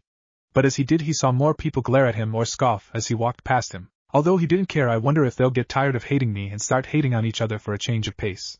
Naruto thought it would at least be entertaining. True. Kurama thought. Man, this place hasn't changed a bit. Naruto whispered. Which is bad? A fox said next to him. It means stagnation, culture, technology and population. The others nodded in agreement, taking in the sights. Meanwhile, a familiar pink-haired girl was following in the shadows with a mad look in her eyes and a hungry look on her face one would associate with a killer in a horror movie as they stalk her their prey. Naruto, Naruto, my Naruto, she was chanting in her mind. He's here. He's really here. Naruto, Naruto, my Naruto, I want him, love him, mine, she thought, giggling madly to herself. Time skip. Man, I miss this place. Naruto smiled as he arrived at a ramen card stand that was very important to him. I wonder if the old man and Iam still run it. It'd suck if they sold it. Naruto sighed. Walking through the curtains, he took a seat before seeing a brown-haired girl come out in the usual uniform. Iam, and Naruto? She gasped, her eyes watering. Is that really you? Yep. Naruto smiled his classic grin before seeing Iam quickly reach over the counter and pull him closer into a hug. Ga, he gasped, his face ending up between her breasts as she hugged him. Iam? Oh Naruto, I'm so happy. Tu thought you died, she spoke up while feeling tears down her cheeks. You did? Naruto asked, feeling guilty. She nodded without pulling away from him. I'm sorry. Naruto whispered, hugging her. I didn't mean to make you sad, dummy. She whispered, pulling back while wiping the tears away. Why didn't you tell me where you want? I thought the old man would tell you. Naruto said guiltily. Figures. Scoffed one of the foxes while Iam's eyes went wide. Did that fox just talk? She asked, looking almost like she would faint. Oh yeah, say hi to my brothers. Naruto smiled. I lived with these guys while I was gone. In fact, they even trained me. Trained you? Yep. They're my family. Naruto smiled. In the first fox summoner. And one day? The first fox sage ever. Iam was stunned while feeling nostalgic at his energy. She had missed this. That was when she began to look up and down, actually taking in his appearance, and how he had changed. She held back a gasp, her eyes widening a bit as she blushed. He's become so handsome, she thought. So is the old man still around? Naruto asked, breaking her out of her thoughts. Oh yes, he's here. She nodded, blushing lightly. Dad. We have a customer. She called back a second later. Good. We need as many as we can get. The old man grumbled as he walked out to the front. Don't worry, my brother's here and I can eat twice as much. Naruto grinned, the old ramen chef freezing as he recognized the voice. And then Naruto? Hey old man. Naruto greeted. Yuri alive. Oh thank Kami. Hey, I'm not dying that quickly. He gave a thumbs up. Otherwise how can I be the best fox sage ever, and only? Muttered the fox on his left shoulder with a snicker. Hey. Naruto huffed. I could dye your fur again, remember last time? No. The fox squeaked. Please no. Everyone laughed at me for a month, that's what I thought. Naruto grinned as he sat down. Well, looks like it's ramen time. He called. I'll have the same kind I had last time. Of course Naruto. Iam smiled. But twice the amount. Naruto grinned, shocking the two. I've been starving all day, Suddenly the old man beamed, running into the back and cooking, and if you two are good I might share, teased Naruto as the foxes got off his shoulders to rest on the seats on both his sides. That made them grin in excitement, while their tails wagged and Ayam stood there, still stunned. Before she chuckled and calmed down a bit, smiling at Naruto. You really have grown up. You to Ayam, you've become real pretty. Naruto complimented with a smile, trying to be nice. Oh you. She blushed. Ayam sighed, looking down guilty. It is a good thing you are here, Naruto. For the last few years we have barely been able to keep out of the red. Not many customers? But the food here is amazing. Exactly. It's your favorite food. Plus, my father and I like you. Ayam sighed. Sounds to me like other people were bearing a grudge, remarked one of the foxes. Stick away from your food just to spite you, or maybe they figured you were helping the demon in their heads. We know. But their reason doesn't matter. Our store was barely staying afloat. This will save us? Ayam smiled. That last part seems like it's missing a word. We know. But their reason doesn't matter. Our store was barely staying afloat. This one visit will save us for a few months. Ayam smiled. We owe you so much. No problem, Ayam-chan. Naruto. What can I do to repay you? Ayam asked, taking his hands gently. He was surprised at the sudden move, but smiled. Nothing, just stick around and keep serving good food. You sure? She asked with a slight frown. There must be some way besides just food. A small blush spread across her face as she thought, like a date. The foxes took note of her red cheeks and smirked, while Naruto didn't seem to grin, chuckling. What? What's so funny? Naruto blinked. Alright, first round of food's ready. Ayam's father smiled, putting down several bowls of ramen in front of Naruto. Ah man. I can already feel my taste buds opening up. Naruto grinned. Thanks for the food, he called before he dug in, devouring the noodle dish like he was a starving man as each bowl emptied out one after the other. Wow, Ayam blinked. I never get tired of that. Meanwhile, outside the stand, a familiar pinkette gave a deep love-filled sigh. Naruto-kun's appetite is magnificent. Sakura thought he's so cute eating like that, but when she looked at Ayam she started letting out ki. What is she doing, the slut? She thought with a snarl. Is she trying to get him by using his favorite food? I could cook better than that whore. Her fist clenched, pulling a kunai out in anger. One of the fox's ears twitched, something she noticed before putting it away and quickly darting away. You okay? Naruto asked as he stopped eating. I thought I sensed someone nearby, but it's not there anymore. So, Naruto, how about you tell us about what you've been up to? Ayam smiled. Well, it's sorta long, but I figured I was gonna have to talk eventually. Please? Ayam pouted. Don't worry, I was going to. Naruto smiled. So where to begin? How about where you ended up? Suggested Tuchi, Ayam's father. That would be the home of the fox summons. He shrugged. Really, it was like a big forest with burrows around and filled with all sorts of foxes. It's fun. One fox grinned. But it sticks when this guy sleep barks. Spoke the second, pointing to his brother. No, I do not. Do to. Do not. Do to. Do not. Naruto was ignoring them, chatting with Ayama about everything that had happened to him, and I ended up getting a ton of siblings, a few dozen or 100, I lost count. Wow. Ayam whispered in amazement but also sadness. I am glad you've been safe. Plus I've gotten training I bet they never showed the others at the academy. I am sure you will be amazing. She nodded with a smile. You might even be a chunin before you go on any D missions. I doubt that. Naruto blushed. I've still got a ways to go. Don't talk down about yourself like that. She frowned as Naruto put the money on the counter for his meal. I know you can do it. Thanks, Ayam. Later. Naruto waved, walking away with his brothers hopping on his shoulders. Bye, Naruto. She smiled while staring a little bit. She sighed, chin resting in her palm with light blush. He's all grown up, to a point. I wonder what he'll look like when he gets older. She thought happily, licking her lips lightly. Time skip. Naruto was sitting back at his desk in the academy while waiting. It was the next day, everyone who graduated being there bright and early. Hope you get a good teacher, Hinata. Naruto smiled at her, his fox brothers and sisters all back at their home. Thank you, and Naruto. She spoke with a smile and stutter. I hope you do too. That was when Iruka walked in with a proud smile. Alright class, I have the list of your teams. Iruka smiled. I would like to tell you this. I am so proud of all of you. All of you have come so far, and now you all will help carry on the legacy of the village through hard work and effort. Everyone was smiling proudly, nodding. Now then, time to call up who your team is and who your sensei will be. That was when Naruto zoned out as the first lot of teams were random civilian teams. I hope I don't get paired with that emo brat. Naruto thought while glancing at said male. Otherwise I might as well bang my head through a wall. Now for Team 7, Jonin sensei is Kakashi Hatake. Iruka continued. Hey, I know him. Naruto thought, the name being familiar, but where from? First up is Naruto Uzumaki. Iruka read off. I'll remember when I see him. Naruto thought. With him is Sakura Haruka. Iruka continued. Yes. The pink-haired girl screamed happily. I'm with Naruto-kun. Sakura screamed as she bounced around in excitement. And Sasuke Uchiha. Iruka finished as the room went silent. Oh come on, thought Naruto with a frown. He began to hit his head against the wall, Sakura screaming in anger. What? You're kidding me. Sakura screamed. You are putting us with that emo fuckboy? Calm down, Sakura. Spoke Irika, who had to admit that was pretty funny. I'm just reading what was decided by the council and Hokage. Sakura growled, sitting down in annoyance. Now for Team 8. Irika continued. Shino Aburame, Kiba Inuzuka, and Hinata Hyuga. Good luck, Hinata. Naruto sighed, rubbing his bloody forehead, which was healing. Thank you. And Naruto? She whispered. Yes. I'm with Hinata. Kiba roared with a grin. Your teacher is Kurina Yuhi.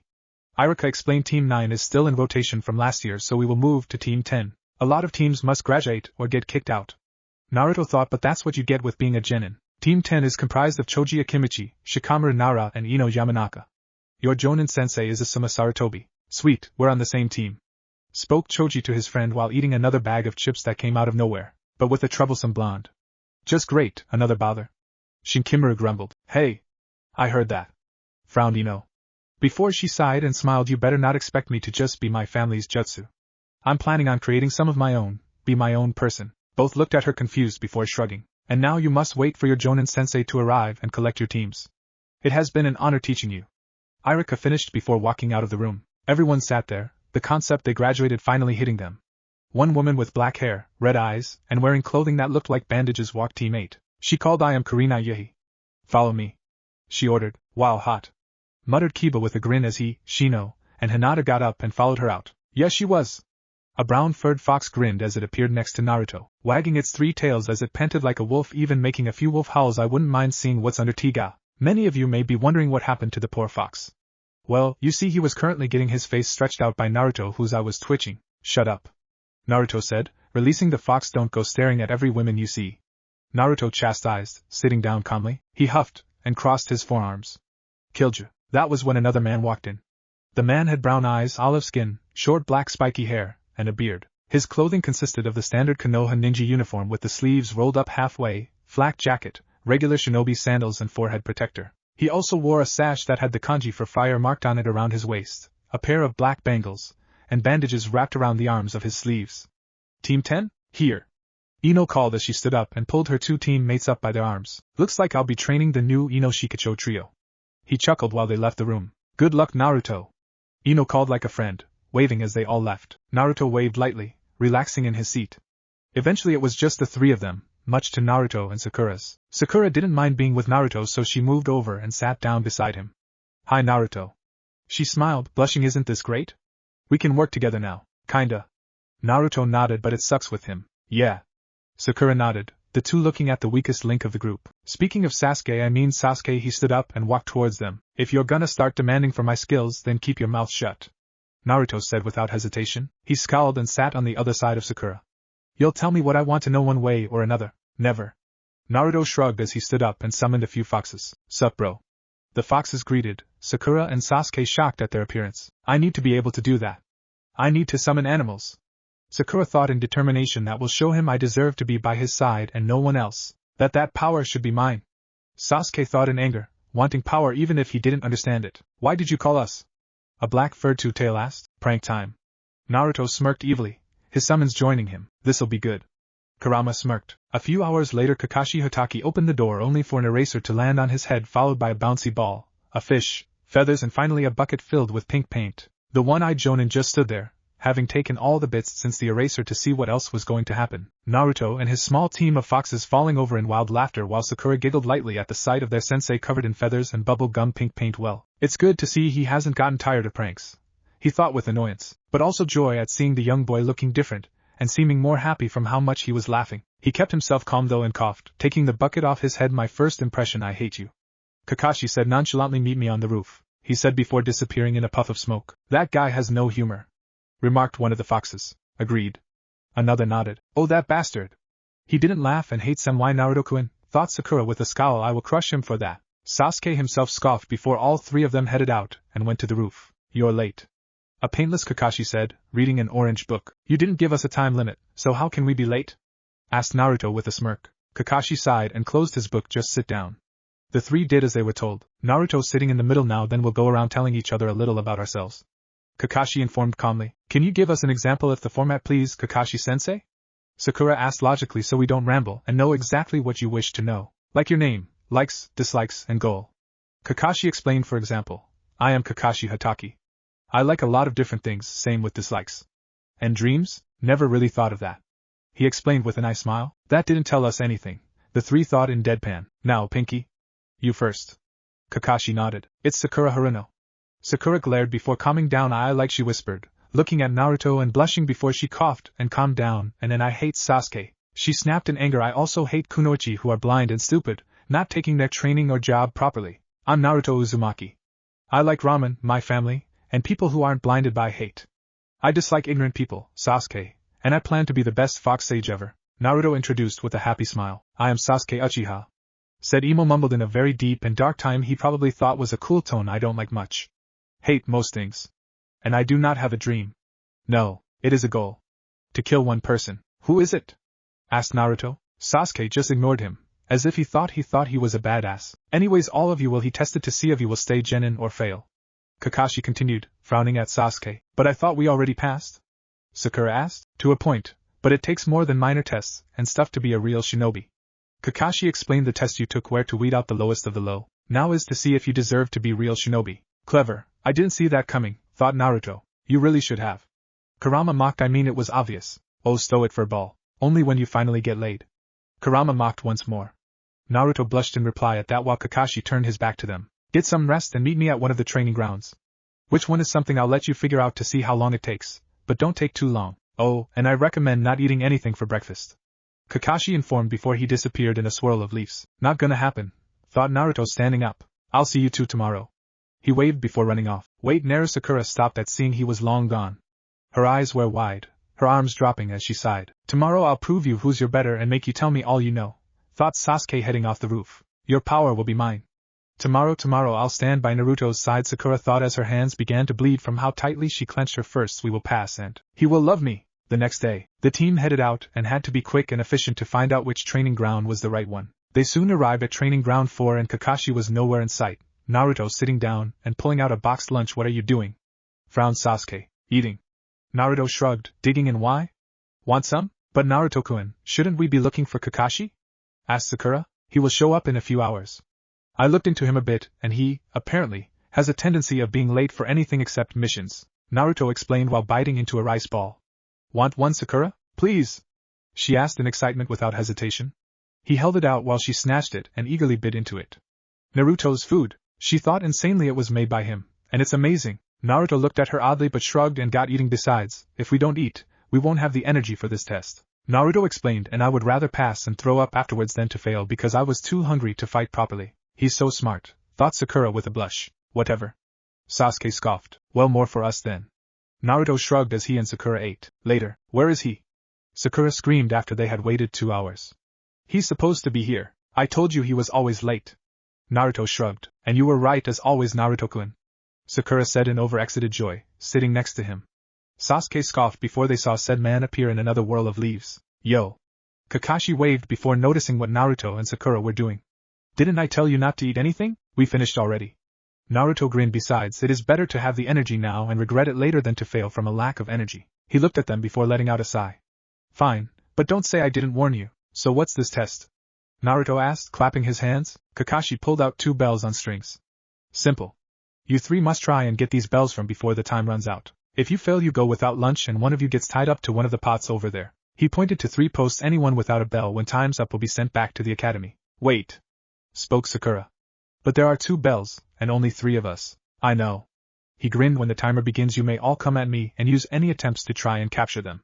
He pulled out the timer, showing it off, and fair warning. Come at me with the urge to kill. Gladly, thought Sakura with a glare.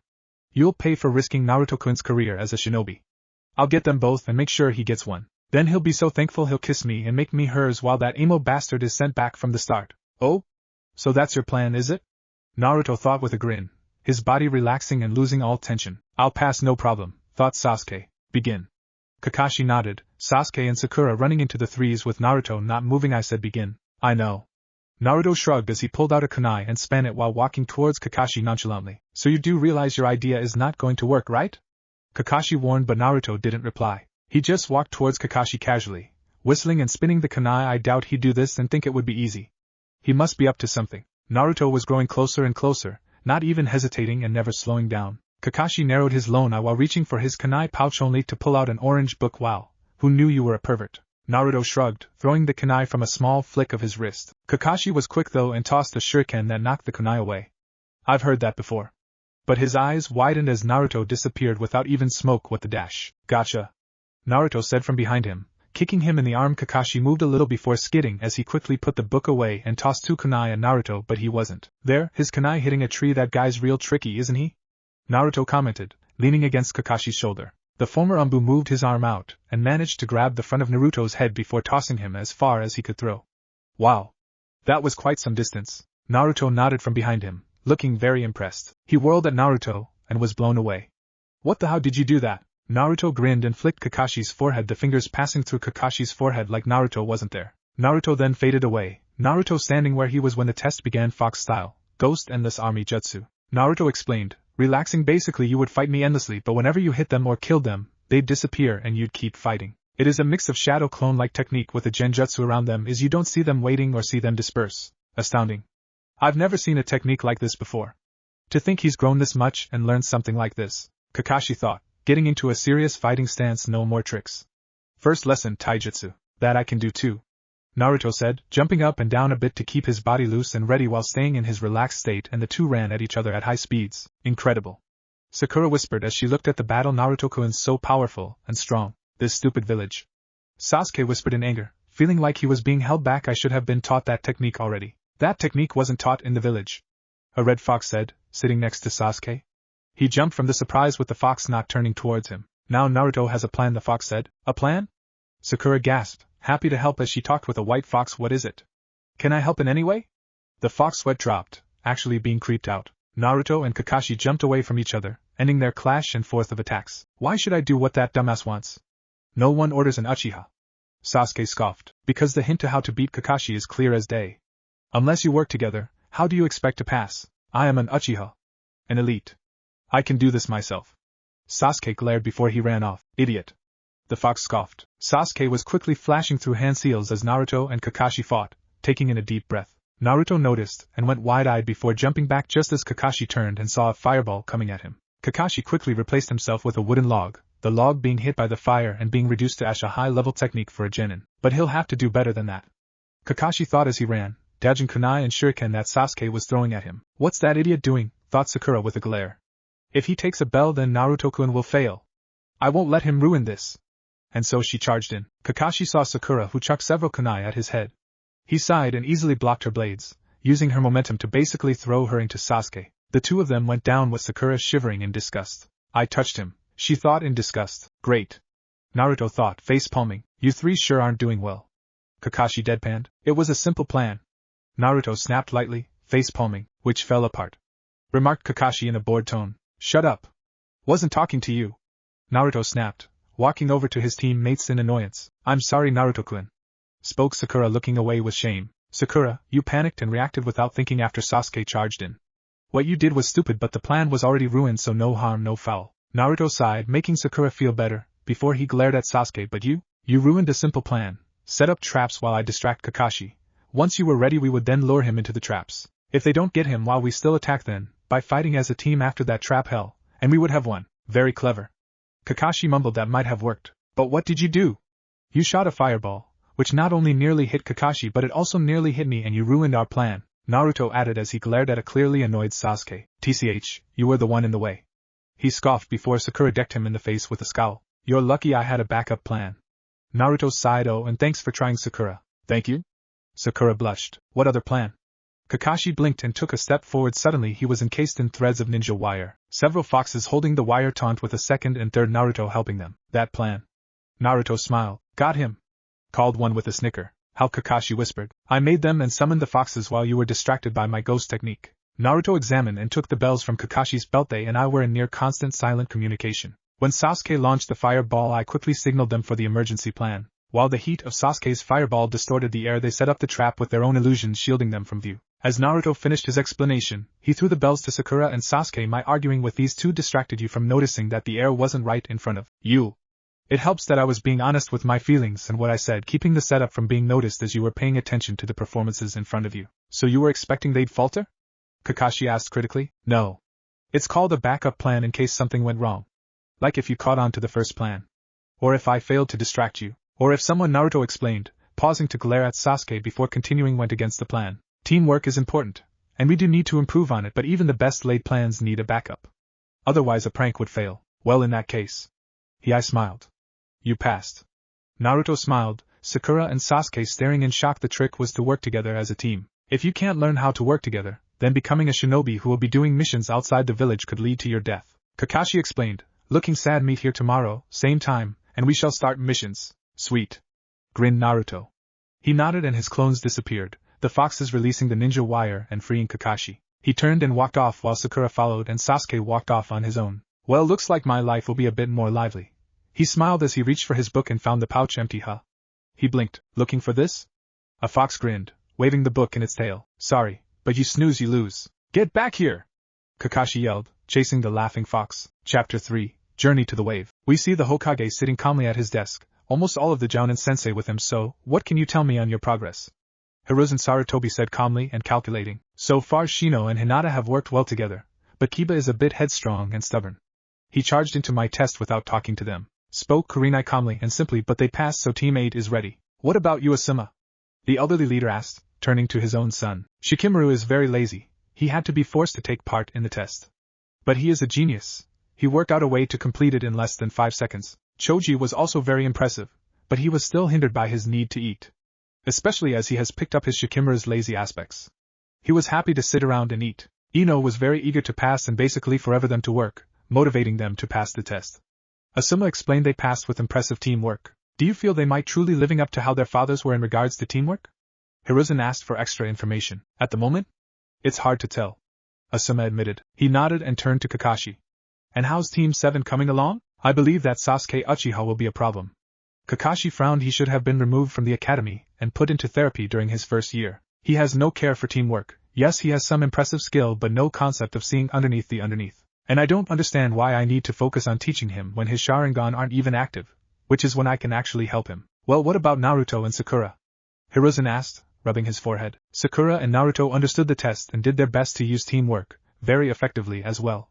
Kakashi nodded. Naruto has some dangerous techniques, but I believe he needs to learn how to fully work with a team, instead of trying to do everything by himself to protect them. Sakura, I believe, needs to expand her jutsu repertoire, but she is very skilled. They passed the team, so then it seems the team might have to get a replacement then. Hiruzen admitted. The two sighed though, knowing the hell they would get. That's when the doors opened to show several members of the council walking in. Hello. Is there a reason why you are here? He asked the members of the civilian council. I am busy with a meeting with my Jounin. It's regarding one of the genin who became of Kakashi's team, Naruto Uzumaki. A counselor, Sakura's mother, glared. We are calling a meeting. Can it wait? Frowned Sarutobi with a sigh. No. The civilian council members said arrogantly. He groaned and stood up before looking at the Jounin. You're all dismissed. The ninja nodded and left, all but Kakashi because he felt like he was going to be needed. More of the council members walked in, with most looking as smug as usual. Sarutobi sighed, sitting back in his chair and waiting them to talk about their nonsense. Sarutobi, we need to talk to you about a certain genin who shouldn't be allowed to get any farther. A random civilian councilman said with a smirk. May I ask who this genin is and why? Sarutobi asked with a frown. The demon! Yelled one, with several others agreeing. He has a name. Frowned Sarutobi. It's Naruto Uzumaki. Now, what did you wish to ask again? He glared. We believe it's in the village's best interest if he be removed from his status as a genin. We can't allow something like him to be free to move about as he wants, Sakura's mother said with a disgusted tone. He took a puff from his pipe and shook his head. That won't work. Naruto completed the requirements needed to graduate, and actually performed very well from what Irika has told me. He explained in a calculating tone. He, in fact, passed as the top ninja of the year. And his team passed Kakashi Hataki's test thanks to him. Add to the fact you have no say in shinobi matters and I see no reason to do as you requested. Are you mad? If that demon is allowed to progress, he'll destroy this village just like it tried to all those years ago. Kakashi frowned in annoyance, grinding his teeth. These idiots don't know what they're talking about. And we also feel as though Kakashi's time should be better put to training Sasuke privately. Another civilian said with an authorized nod. That will not happen. He has been assigned a team, and Naruto and Sasuke will learn to work together. Neither will get special training and neither will be dismissed from being a genin unless a situation calls for it, and considering they have yet to go on a mission, this is jumping ahead. Sarutobi explained. Besides, Sasuke should not have even been out on my team. Kakashi frowned. It should have been the top male and female of the class with the dead last. So Naruto and Sasuke should have been with the dead last. I do believe that was a civilian born again. he added as a subtle jab. That doesn't change the fact that letting that demon free and be a shinobi was a foolish choice. The last civilian. A kunai suddenly stabbed into the man's head. Killing him, he broke the law, which the Hokage had been polite enough to let slide the first 3 times. You have all broken it this meeting. Kakashi glared at the civilian council, explaining himself before one of them started telling about murder. Look! The bottom line is you don't have any say in this matter. Sarutobi told the civilian council with finality, and Naruto Uzumaki is loyal to this village, because despite the hell you all put him through, there are a few people here he loves with every molecule of his being. And he calls this place home, so there is no danger of the fox. Meeting adjourned. But Saru the person was cut off as Sarutobi stood up with a dark aura around him and civilian council grumbled and left. Kakashi, go back to Team 7 and ignore what the council says. Sarutobi informed. Yes, Hokage-sama. Kakashi bowed, leaving. Time skip. We find ourselves in Naruto's room, the blonde sleeping happily and not knowing a certain Pinkette was sitting on the bed, staring at him so peaceful, so handsome, she thought with a grin, while so tempted to reach out and touch him. But she also wanted to just look at him forever, like he was a piece of art. She looked at the dirty apartment, and pondered on maybe offering to clean it up to make him happy, maybe dressed as a sexy maid. She thought naughtily while imaging her bending over and having Naruto start rubbing her butt. Then he would flip her skirt up, pull her thigh down, and Sakura moan happily, falling back with a nosebleed. Naruto gave a small groan as his eyes started to slowly open. Sakura's eyes widened in fear and ran away out the window and landed on the ground before hugging the side of the building, hoping he didn't see. Naruto mumbled in his sleep as he sat up, rubbing his eyes lightly. He looked at the side of his bed and blinked, seeing some blood there. How did they get there? He mumbled before he shrugged and got up to prepare for the day. Later, the sun was high, the air clear, and several figures were hard at work in the training ground. Sakura pulled several shuriken out and chucked them at the training dummies. Sasuke was shooting different fire techniques, and Naruto was busy sparring with Kakashi on taijutsu. Very good, Naruto. Kakashi nodded while blocking a kick before twisting it and threw him towards a tree, but not good enough. Naruto landed on the tree, his feet glowing as he stuck to the tree. Looks like your chakra control is growing too. Kakashi nodded, very proud. What? Sasuke and Sakura yelled as they saw Naruto. What? I had some free time and wanted to get a head start on it. Naruto shrugged. How can you walk on trees? Sakura yelled in amazement. So cool. All you gotta do is apply chakra to your feet and make sure you have enough to stay attached to a surface. Naruto shrugged. Were they not taught this in the academy? The two of them were silent, which easily answered Naruto's question. Suspected that. Kakashi sighed. Well, then that's going to be tomorrow's lesson. I could show them now and get it over with. Naruto suggested. Well, it would cut on time, plus this could be a good way for you 3 to trust each other. Alright, Naruto, give it a shot. Kakashi nodded, pulling out his book with a kunai whizzing by and nearly pinning it to a tree. Okay, let's get to this. Naruto nodded, clapping as he walked down the tree. You too, pay attention to what I'm gonna tell you. Sakura nodded eagerly with a smile, while Sasuke just crossed his arms trying to look cool. Alright, so it's not as easy as I said. You can gather the chakra to your feet, but you need the right amount. If you use too little, you won't stick and will fall. If you use too much, you damage the area you're trying to stand on instead. Naruto explained, pacing back and forth lightly as he focused on what he was saying so it came out clearly and made sense. Wow, Naruto is such a cool teacher. Sakura thought with hearts in her eyes, imagining that she was Naruto's sexy student getting a detention, and she giggled perversely. This is no challenge for an Uchiha. Sasuke scoffed, walking towards a random tree. He put his foot on it, and closed his eyes to start gathering chakra. Crack! The bark under Sasuke's foot cracked under it, splintering a bit. See? That's what I meant. Naruto deadpanned. Your turn, Sakura. Remember, be careful. Too much and it won't work, too little and you will take stick. Got it, Naruto-kun. Sakura smiled as she ran over and focused. She set her foot against the tree and tried moving up the side. She managed to get up 2.5 steps before she lost her grip and fell on her back. Ow. She mumbled. See? That's how you do it. Just keep practicing and you'll get it. Naruto praised. Very good, Naruto. Kakashi nodded. Just be careful if you'll take my job. He joked. Maybe. Naruto chuckled. As a reward for helping your teammates, however, I think you deserve a reward. Kakashi said, pulling out a piece of paper. This is chakra paper. If you channel your chakra into it, you can see your elemental affinities. I already know them. Naruto shrugged. With fire, will you already know them? Kakashi blinked seriously. Yeah, the foxes have a shrine for that, so they know how best to teach them. Naruto nodded. I am mainly a wind element with some water potential. I have been training that as best as I can, but there are not many water foxes, and thanks to what makes me special, I have a fire affinity that is almost as strong as my wind one. How much did those foxes teach you? Kakashi asked with a combination of shock, annoyance, intrigue, and pride. Not much technically.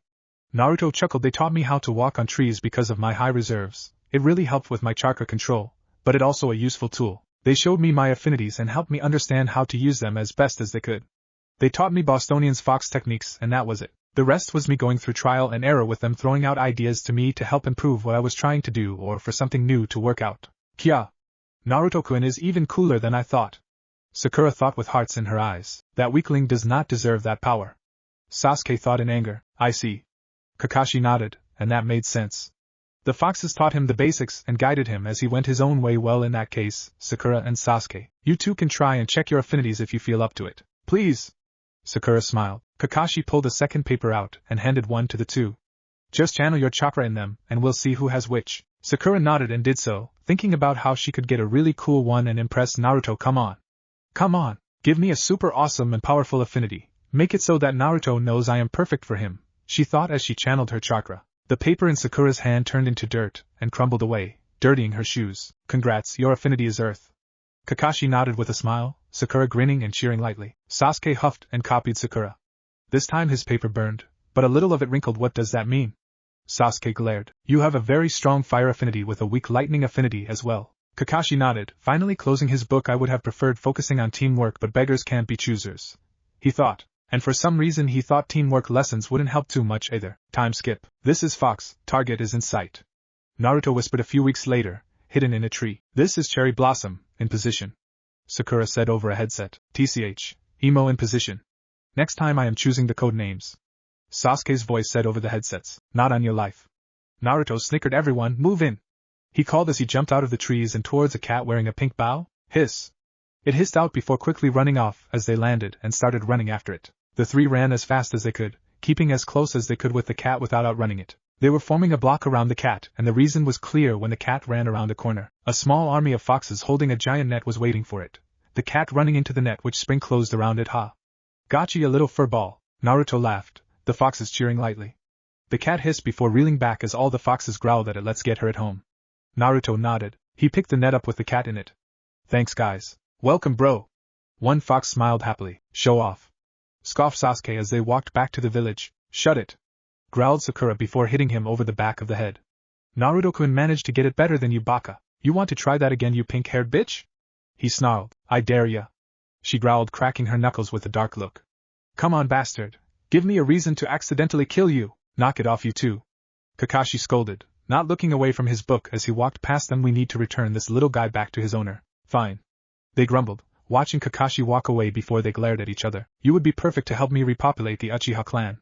Sasuke growled, but that stupid attitude of yours is a problem. Don't even try it, emo bastard. I'd sooner let a bunch of wolves eat me alive than let you touch me with a piece-sized. But then again, maybe that's too big even for you. Sakura snarled, pulling out her kunai threateningly. Sasuke scowled at her and scoffed before walking away. Only Naruto can touch me, she whispered to herself with a creepy grin. Team 7 soon arrived at the Hokage's office, actually feeling sorry about the demon cat. Oh my sweet little Tora! A very fat woman was squeezing the cat rightly, cheering happily. Heh, serves you right, thought Naruto with satisfaction. But the foxes? They were a bit upset. No wonder he ran off. With a whale like her as an owner we would too. The foxes thought, the fat woman walking away. Excellent work, Team 7. The Hokage nodded proudly, smirking as he sat back. Now for your next mission. Can we have a C-rank mission please, Hokage? Sakura asked. Naruto deserves more than these chores, she thought darkly. Sakura, you can't just get a C-rank one already. You all still need to work your way up and not jump ahead. Frowned Kakashi. We've already done a dozen D ranks. And that's because you won't let me use clones. Naruto frowned. Because if you don't use your own body you won't get that much exercise. Clones work, but they can help your own body out from getting lazy if you don't participate. Kakashi frowned. But we could have finished a lot more jobs if I did. Naruto groaned. I am an Uchiha. Sasuke snapped. I demand a real mission. Not these chores. Shut it, Baka. Snapped Sakura, hitting him over the head again. That's it. Sasuke snarled, ready to attack her. Enough. The Hokage ordered with a glare at them which made them stop. I'll be the one to decide, so settle down or you can do D-rank missions for the next 3 months. The two shut up, Naruto sighing. Now then, you all will work your way up and prove to me you can handle AC rank, but until then, you will continue to do these ones. The Hokage explained simply and seriously. The only way to get one early is if your teacher asks for one and believes you are ready, and I say no. Kakashi said with finality. Suddenly the doors opened, and an old man walked in. He had a sake bottle in one hand while already seeming a little tipsy from the expression on his face. The man had gray-haired, bespectacled man with a large beard and dark eyes. He was wearing a sleeveless v-neck shirt with an obi, pants and a pair of sandals. He was also carrying a towel around his neck and finally he wore a pointed hat on his head. Yes? Can I help you? Asked Sarutobi. Hi. I'd like to order an escort to take me back to my home in Wave. I am a bridge builder in the middle of a project, the man said, everyone able to tell he was at least slightly drunk as he walked in and took a sip from his bottle while the other's sweat dropped. I see. The Hokage frowned, resting his elbows on the desk with his hands clasped in front of his face and thought perhaps this is simple enough to have these three work together. The elder Hokage thought Kakashi, I believe you and your team should take this mission. Yes, Lord Hokage. Wait, what? Kakashi nodded then looked confused. If they believe they should go for higher rank missions, then I'm willing to let them take this one. However, if something goes wrong then you will continue doing D-rank missions until I say so, understood? The Hokage frowned. Yes, sir. Naruto grinned quickly.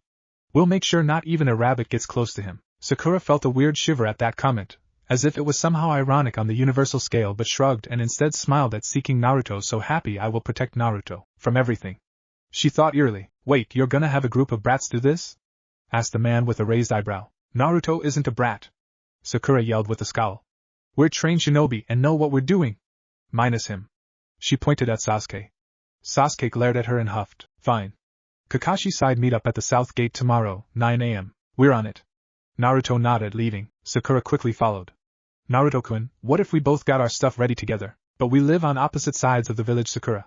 Naruto reminded. Well, I mean we could just go to one house and then the other to help make sure either of us is missing something important. Sakura said quickly and eagerly, hoping he will say yes. Well, that's nice of you to offer, but I think it'd be quicker if I did it on my own. He replied. But Sakura mumbled. However, Naruto had already ran off waving at her. Stood up?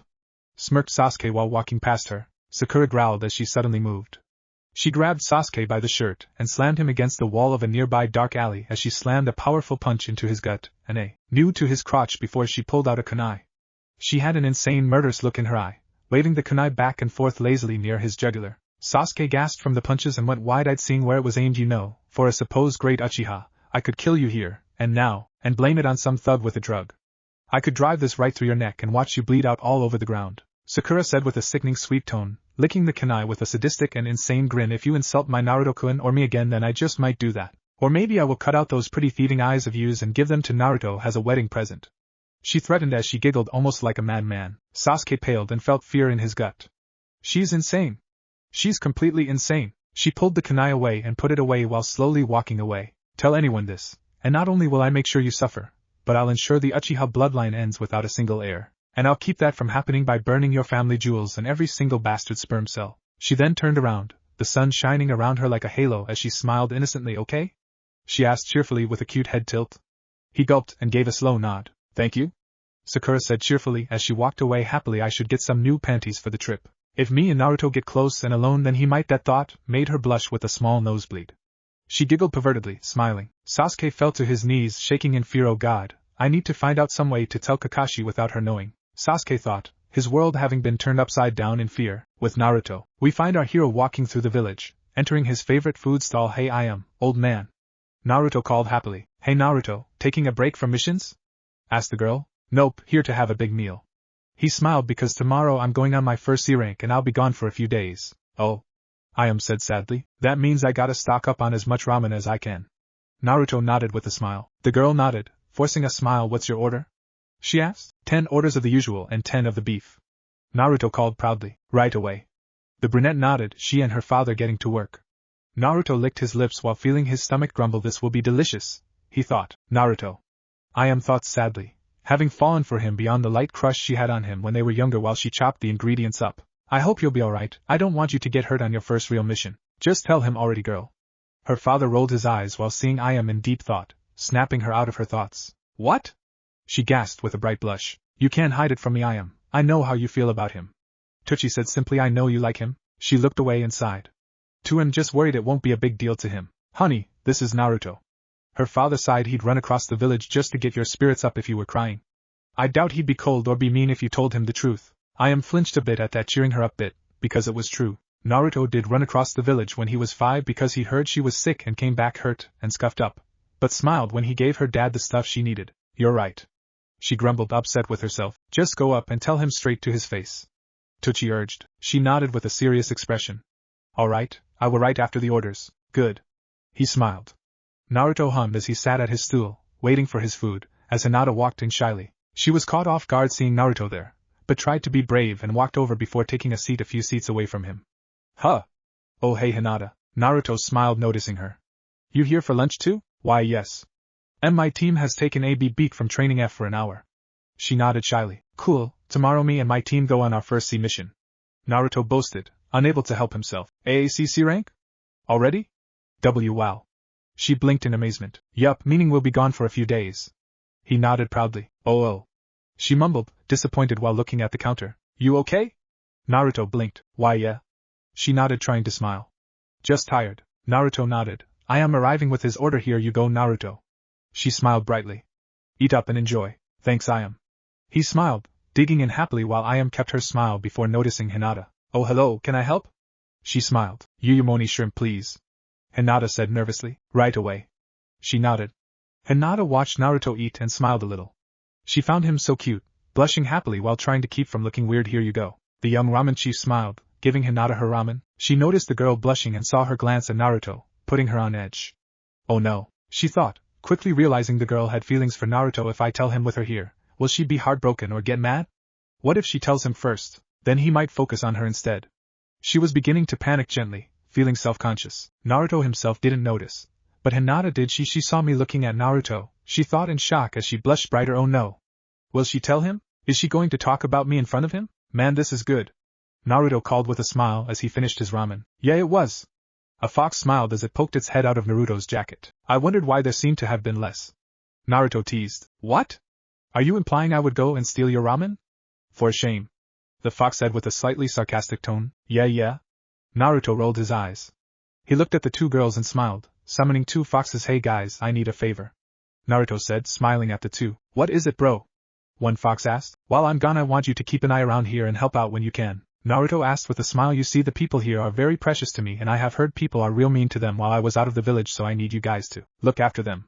The two foxes grinned almost sinisterly as they nodded, plotting with each other quietly as they ran off. Don't worry, I am Chan, they'll get the job done. Naruto smiled at her with his wife grin, giving her a thumb up and making her blush. Thank you, Naruto. She nodded lightly. Well, bye. Thanks a lot for the ramen. Naruto nodded and ran off, waving with the fox in his jacket, making kissing noises. Naruto I am thought with a smile, hearing him say that she and her father were precious to him. She felt her heartbeat increase before realizing she forgot to tell him her feelings. She whimpered lightly, crying anime tears. Meanwhile, Hinata was looking at Ayam in shock. She recognized those signs. She likes Naruto too, she thought while feeling an endless drop in her stomach. She looked down, feeling a small amount of despair wash over her. Then it's too late. She thought she is older than me, cuter than me, and more beautiful. With Sakura. Sakura hummed as she arrived home, unlocking the door to the hell she has been forced in. She headed to her room while hoping her mom didn't ask her what was happening before she left. She quickly and quietly ran to her room, silently opening and closing the door behind him. Sakura? Is that you? Her mother's voice called. Sakura froze at her mother's voice. The hell? She had been silent as a ninja. Crap, she thought, memories of pain flashing in her mind. Oh. I thought I heard you enter. Her mother said from the other side of Sakura's bedroom door. Yeah mom, I'm back. Sakura called out cautiously as she brought out her clothes and ninja tools, planning about what she would need. How was your mission today? Did you get closer to Sasuke? Her mother called in excitement. No, he wants nothing to do with me, Sakura said casually. She gave herself 3 pairs of alternate cloths, some deodorant and soap and a toothbrush. That all fit into one small rucksack, Sakura putting survival gear into a larger bag and getting extra weapon pouches ready. What? Then you gave to work harder. Her mother snapped, banging the door. Mom, he is gay. Sakura called through, technically lying. Sasuke might be gay, but she didn't know for sure. I heard him whisper that he wanted something up his ass. I highly doubt that, her mother said arrogantly. He totally did. Sakura called through, holding back her laughter perfectly, even if she wanted to slit her mother's throat anyway. I am getting ready for my mission tomorrow. It's a C rank. I will be gone for a few days. Really? That's perfect. Now you'll be alone with him, and show him how great of a wife you'll be. Just make sure that demon doesn't get in the way. But if accidentally died, that'd make everyone happy. That's it. Sakura snarled, making plans for tonight. With Naruto. Done. Our hero nodded. Having finished packing, now I'll be ready for anything. He smiled and closed by a bag. Some foxes littered around his room sleeping, unless a missing non shows up. Remarks one still awake with red fur and black that was mainly around his eyes. Like that would happen. Naruto laughed. Later, Naruto hummed as he was waiting at the front gate of the village of the leaves. Where are they? Naruto said aloud, getting bored. Naruto-kun. A voice called happily and loudly. Huh? Naruto blinked, looking to the source of the voice, and saw Sakura running up with her own pack over her shoulder. Oh, hey Sakura. He waved lightly. You ready? Yep. She grinned before pulling out a rice ball from almost nowhere. Want it? I had some time and thought you might like a snack. Really? Thanks. He blinked, accepting it and biting into it. That was nice of her. She is eating my food, she thought, happily giggling. This tastes weird. Naruto blinked as he ate, noticing a weird metallic taste to the rice ball. I am inside Naruto. Sakura thought insanely, giggling and hiding a small cut on her hand with her glove. Hey Naruto, Sakura. Ino called as she walked down the road, spotting the two. She ran over, smiling. What are you two doing here? Waiting to head out on our mission, replied Naruto while Sakura frowned at their moment being ruined. Oh? So you're going out of the village? Ino blinked, sounding sad. Yeah. Naruto nodded. Well, good luck. You'll do great. She smiled, cheering up outwardly. Thanks. What are you doing here? He asked. I just delivered some flowers someone ordered from my family's shop. It was a surprise for the person's wife, Ino said with a smile, clasping her hands next to her face as she sighed happily. So romantic. She said wishfully. Wow, sounds like someone's a romance fan. He chuckled. Damn right I am. Ino said passionately, pointing at him and winking happily. I want my boyfriend to at least try and be romantic every now and again. It shows they care. Quit winking at Naruto. He's mine, thought Sakura, glaring and trying to keep from shoving a kunai into her face. Even if Ino was clearly not being flirty in this situation and instead just emphasizing her point / joking, Sakura didn't care. She was it as a try to steal Naruto from her. So you only like a guy being romantic? Naruto asked with confusion. No, trying to be. She elaborated, standing tall. I don't mind if he fails or forgets, as long as it is clear he had tried. It is the thought that counts. And every now and again, or the special feeling of your lover being romantic is spoilt. Like having your favorite food all the time, it becomes less special because you have it so the time. Wow. I didn't think about it like that. Naruto blinked. Ino. Don't you gave somewhere else to go? Asked Sakura with a sweet smile. Like far away from Naruto-kun? Not really. Ino shrugged. My team isn't meeting until 12, really. Damn it. Sakura thought angrily. Why? Naruto asked. Shikamaru has clan stuff while Choji is helping at his family barbecue place. Ino explained. So our teacher is letting us have the morning off. Lucky. Naruto laughed. I will see you in a few days then. Ino smiled at him. Maybe save a flower or two, joked Naruto. I'll save you a whole bouquet. Ino smiled and kissed his cheek. Bye. Ino called as she ran off. He blushed at that while Sakura started seeing red. Bitch. Bitch. Just kill, she thought erratically, mental images of ripping Ino apart flashing in her mind. Yo. Kakashi waved as he walked over. About time you showed up. Naruto frowned, either paying attention to Sakura's small mental breakdown. I had to help an old lady who got lost. Kakashi shrugged while reading his book, Tazuna with him. Bullshit, thought both genin. Sasuke grumbled as he walked towards the group, fear filling his eyes as he saw Sakura. Looks like everyone's here. Kakashi nodded. Let's go. All of them turned to the gate and walked through it. The group of 5 walked out of the village and into the forest, walking towards the land of Wave's civilian speed. Kakashi reminded as the small group walked down a dirt path. We know. Naruto sighed. That bitch Ino. Sakura thought darkly, trying to steal Naruto from me. I'll kill them. No one will take him from me. I need to warn Kakashi without Sakura seeing me do it. Sasuke thought in fear, but how? Can't believe they still had wet behind the ears genin take this job. Tazuna thought bitterly. They walked in silence while Kakashi noticed a puddle up ahead with Naruto's nose twitching. It hasn't rained in days. Naruto thought as he smelt. There was no real feel or rainfall in the air. The scents were all strong and clear, while rain would make the air damper and make the smells less prominent. He looked at his teacher and knew he noticed well. Sakura noticed Naruto get a firm expression and grew nervous. Did he find out what I put in the rice ball? Oh no. He's mad. Now he'll hate me, be disgusted and never want to see me again, she thought erratically, feeling like ice was encasing her heart. Suddenly chains burst from the puddle, the chains wrapping around Kakashi, seemingly tearing him apart. And it took less than a second. The genin jumped back while Tazuna looked horrified as 2 figures appeared wearing masks and had clawed gauntlets, with one of them wearing a cloak over his body. Sakura was frozen in fear, although she stood in front of the bridge builder protectively. Sasuke stood wide-eyed, shocked that his teacher was killed so suddenly before he got ready to fight. Naruto didn't even hesitate, drawing 2 kunai and getting ready to fight. He saw what Kakashi did, especially as he was paying attention. But all he could do now was fight these guys. Looks like we got a few kids trying to play ninja. One of the masked men laughed. They won't. 5 seconds. I'll play with them, you deal with the bridge builder. Spoke the other, holding his claws up. I don't think so. Naruto frowned. Sakura, Sasuke, you two able to fight? Or should I deal with it solo? I can handle them easy. Spoke Sasuke. I'll protect him. Sakura said, guarding Tazuna. This is just pathetic. Laughed the first man. Naruto frowned and charged while Sasuke charged at the second one. In a slight blur, a slight shimmer of light, Naruto was surrounded by 3 clones. The man he was charging at was surprised before swiping at one of them, only to see it went right through it. The four Narutos were a blur, moving quickly as they jumped around him and each other. The masked ninja was yelling in pain as the real Naruto, wherever he is, slashed at the ninja each time he passed. Sasuke however clashed his kunai against the other one's claw, who laughed before he jumped on the arm and swung his other leg up, which met the guy in the mask. The man grunted as he was knocked back, but he quickly returned blows. Sakura herself felt useless and wished she had a chance to actually fight. She was shaking in anger at herself but also their opponents. She wanted to just abandon the person she was guarding and help Naruto, but she had to protect him, and seeing Kakashi get killed so easily scared her to the core. "We're dead," thought Tazuna, seeing Sakura shake in what he assumed was fear. Naruto stopped moving, as did his clones. They stood still, their kunai all in a reverse grip, in a square formation. Suddenly the masked ninja fell to his knees with his legs and arms cut all over with deep powerful cuts, none of which were life-threatening, but they would be if he was left to bleed out, which he would, as he could not treat his injuries in this state. "Got him, Itho, did you do that?" The man mumbled in pain. He couldn't even move his fingers without pain shooting throughout his entire arm. Slashed at your nerves, but also just normal slashes into the muscle while avoiding veins and arteries as much as possible.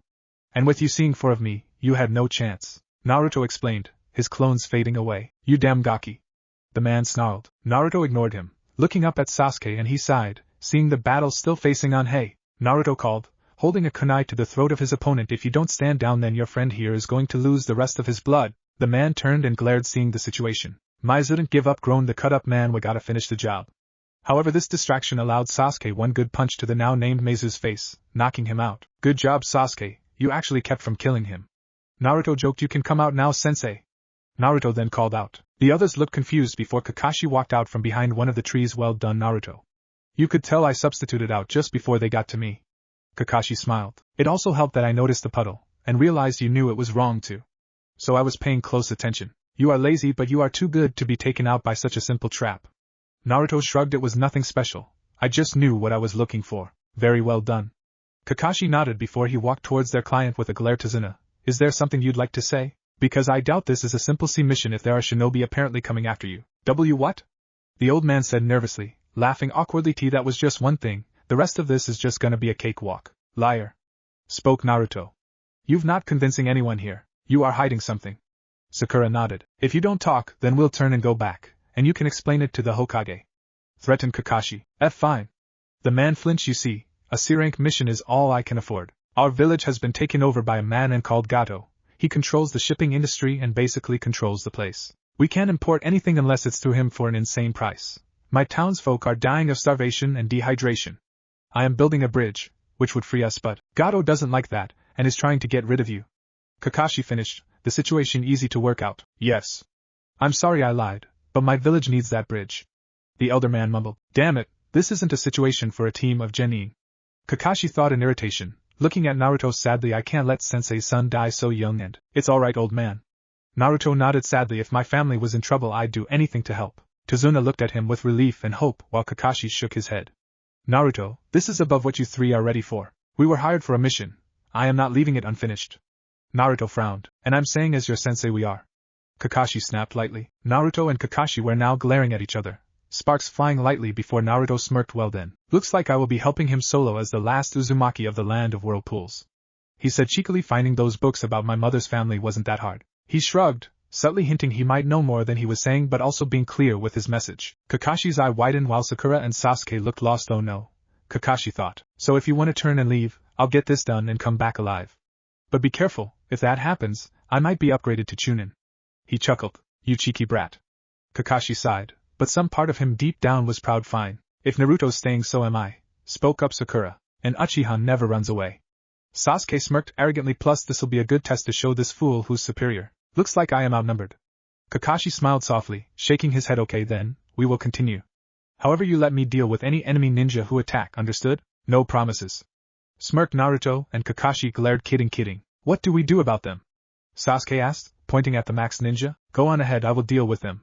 Kakashi ordered. They agreed and started walking ahead. Kakashi waited until they were out of sight, pulling out a kunai. "You two are the demon brothers of mist," Kakashi said to them. "You have a bounty on your heads." He finished sadly as they screamed, Kakashi slashing with the kunai, with Naruto's team, and the client. "Damn it, I wanted it to just be Naruto and me," Sakura thought angrily as she glared at Sasuke, spinning a kunai in her hand. In her mind she wanted it to just be her and Naruto, walking through the trees as Sakura petals falling around them. They would walk through the trees, soon stopping where Naruto would hug her and look deep into her green eyes with his shining green ones. Then he would whisper sweet nothings in her ear, telling her how beautiful she was and how amazing she was. He would then run his hands over her body, taking in her scent, and telling him how much he loved her before he kissed her deeply and then take her right then and there. Now I'll have to deal with him. She smiled darkly as she imagined killing Sasuke after dropping off their client, remembering how she dealt with her mother the night before they left. Flashback. It was the night before the mission and Sakura was silently moving throughout the house, her hands covered entirely in gloves and a random kitchen knife in her hand. She hummed while slowly heading to her mother's room. With a light push the door opened and she walked inside, never making a noise. In her bed Fubuki was sleeping away while Sakura grinned, showing her teeth with dark eyes. Fubuki yawned as she awoke slowly, hearing a noise but found she couldn't move. She blinked and looked to see chains wrapped around her limbs tying her to the corners of the bed. Her eyes widened but when she tried to yell she found a ball gag in her mouth, muffling her voice. What is going on? Looks like someone's finally awake. Baba? Her mother called with her voice muffled. What she said was a muffled cry of Sakura. Yes, I thought it was time I did something I've wanted to do for a while. She smirked while looking over the blade. A little something called revenge. She walked around her mother's bed, waving the knife casually as she looked down at her mother's terrified form. Oh, I have waited years for this day, you bitch. After all the hell you put me through, just because of whom I love. Fubuki gave a muffled scream of anger and fear while tugging on the chains. And before you ask, no, it's not that pathetic emo bastard Sasuke, Sakura yelled, stabbing the bed next to her mother's head. Less than a centimeter from her ear. Her eyes widened while she tried speaking through the gag. Oh, hush now, mummy dearest, it's lesson time. Sakura taunted darkly while lightly moving the blade across one of her arms. Now first, let me tell you what I will do to your precious Uchiha. Sakura snarled. I am going to make him wish he had been slaughtered that night. I am disgusted by what he is, a miserable, pathetic waste of flesh who thinks he's all that. And he hasn't even been a genin for a month yet. Naruto-kun though spent years with the foxes and trained hard. Can you say your precious Uchiha did that? Nope, he just moped and acted like he was important. Sakura ranted in anger, pressing her knife threateningly against her mother's throat when she tried to argue. Not to mention this whole village is a joke. They praised the wrong one. It should be Naruto-kun they worship. Naruto-kun, who is the fourth Hokage's son. All of them can burn and rot for daring to harm my Naruto-kun. With each yell she began to stab the knife, barely holding herself back so the knife missed her mother slightly and caused small cuts. Sakura, stop this please, her mother thought as she cried. That's why when the time comes, he'll die, and I'm going to make Naruto mine. I don't care if everyone is disgusted, we'll just move far, far, far, far away and start a family. She grinned while moving the blade near her throat. I might even persuade him to make love to me on your grave so I can get pregnant. Won't that be lovely? Fubuki's eyes widened larger, beginning to scream her lungs out. And oh. No. Please. I don't want to die, she thought as she cried. Don't worry, I'll make sure your grandkids know about their Obasan, how she was a cruel, cruel woman who hurt her own daughter. She scowled. I'll run your name through the mud for all to know, just like you and everyone did to Naruto-kun. And the best part? I'll get away with ending you scot-free, you disgusting child. I should have killed you when you showed signs that the demon had corrupted you. Fubuki screamed mentally as she cried. Oh Naruto-kun, I can't believe this! Cried Sakura in fakeness while covering her eyes. I can't believe my mommy's dead. She looked her mother in the eye and grinned sickeningly. What do you think? I've been practicing. She slowly raised the knife to her own face, nearly licking it, but she held herself back. Oh, she wanted to, but she didn't want anyone to know she did this, and so, she moved her and higher. Higher. Over her head, hands holding the handle tightly as she began to laugh. Bye-bye Kazan, and say hi to hell for me. Sakura said as a farewell, a fake sad tone to her voice. Sakura grinned and then the knife went down. Again. And again. And again. And again. And again. And again. The entire time her mother was screaming into the ball gag, shaking to try and get out of her bindings, as she was stabbed again. And again. And again. All she could do was cry in pain as her sons flashed before her eyes, which were gradually going dull. Her life left her body. Sakura long since lost track of how many times she stabbed before she released the knife, leaving it in her mother's chest. She panted a bit as she stumbled back, looking at what she had done, but she didn't feel sick, she didn't feel a surge of regret or horror at actually killing someone. No, she just laughed, smiling. She just laughed. End flashback. Sakura. Kakashi snapped, breaking Sakura from her memories. Huh? What? Spoke Sakura in annoyance. You are zoning out. That is not a good thing. Kakashi frowned. Pay attention. Oh, sorry. She nodded. Not, I was in the middle of a nice daydream. Yes, Sakura, we never know when an enemy ninja may be hiding in the shadows. Naruto said, staying calm and keeping his eyes and nose focused. Sorry Naruto-kun, I'll stay focused right away. She beamed while he found it weird at the sudden change in attitude. Okay. Naruto thought, looking away in fear as he felt creeped out. She is dangerous. Sasuke thought bitterly, Angrily, I need to get rid of her first chance I get. As they walked more and more, they saw it was beginning to get foggy. This is weird, Sakura commented. Naruto frowned and threw a kunai into a random bush. What are you doing, dope? Frowned Sasuke. I heard something. Naruto frowned, the group walking towards the bush and seeing the kunai stabbed into a tree, a terrified white-furred rabbit under the kunai, while Kakashi quickly noticed something was wrong with this situation. A rabbit. Sasuke deadpanned. You attacked a rabbit. Don't look at me like that. Take a closer look at its fur. Naruto scoffed, knowing what he smelt and heard wasn't a rabbit, so he worked out what happened quickly. What? Sasuke scoffed. Stop trying to pretend to be a tough guy, dope. White fur. Kakashi frowned as he realized what was wrong here. He's right. This isn't an ordinary rabbit around here. What do you mean? Sakura asked. The white fur shows that it was kept indoors, otherwise it would have changed due to the different climate season. Kakashi explained, meaning this rabbit was used for a substitution jutsu. Someone's hiding, watching us, spoke Naruto. Kakashi nodded before he pushed his team down as a massive sword that looked like a butcher's knife flew through the air, nearly cutting their heads off. It embedded itself in a tree before a tall man with bandages around his mouth appeared with pale skin and had black-white camouflage. His arm and legs guards appeared on it. He landed on the sword, which had stabbed into a tree. Zabuza. Kakashi mumbled, sweat dropping in slight worry. Chapter 4, Visiting Wave. The ninja of the leaf were silent, glaring at the form of Zabuza.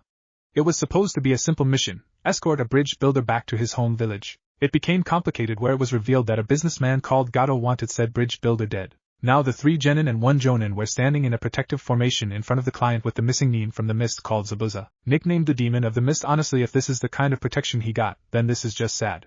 Zabuza, the killer, said with a dark grin. Tazuna himself felt his spine go cold while Kakashi stood in front of them with a kunai drawn. My, Zabuza. Working for a guy like Gato? Kakashi asked casually. Doesn't that seem like small fry compared to your skills? I would have figured you'd be taking a lot higher paying jobs. Kakashi of the Sharingan and 3 pretend ninja. Zabuza with a slight cruel smile. I heard you were a great shinobi, and yet here you are babysitting 3 kids. Well, you know, everyone enjoys a good chilled experience now and again. Kakashi shrugged. How much did you get just to kill 1 man? Enough. Zabuza said as he jumped down, pulling his ridiculously large sword out of the tree with one hand and resting it on his shoulder like it weighed nothing. Just let me kill the old man and you and the brats can walk away with your lives. You 3 stay back. I'll deal with this. Kakashi ordered his students with a frown as he walked forward seriously. Man, I didn't expect we'd run into a guy like this, thought Naruto. Things just got interesting. He's terrifying. Sakura thought, the air thick with killer intent. Damn it, I should be fighting, thought Sasuke's whose sheer stupidity kept him from feeling too much fear. Kakashi was silent and moved his headband out of the way. His other eye slowly opened to show it was red with a black pupil, the eye having several spinning tomes. Ah, the famous Sharingan. Zabuza said with a smirk. So you are taking me seriously, are you? Sharingan? Thought Sasuke in confusion and surprise while seeing Kakashi get into a stance. It never hurts, Kakashi said seriously with a focused look.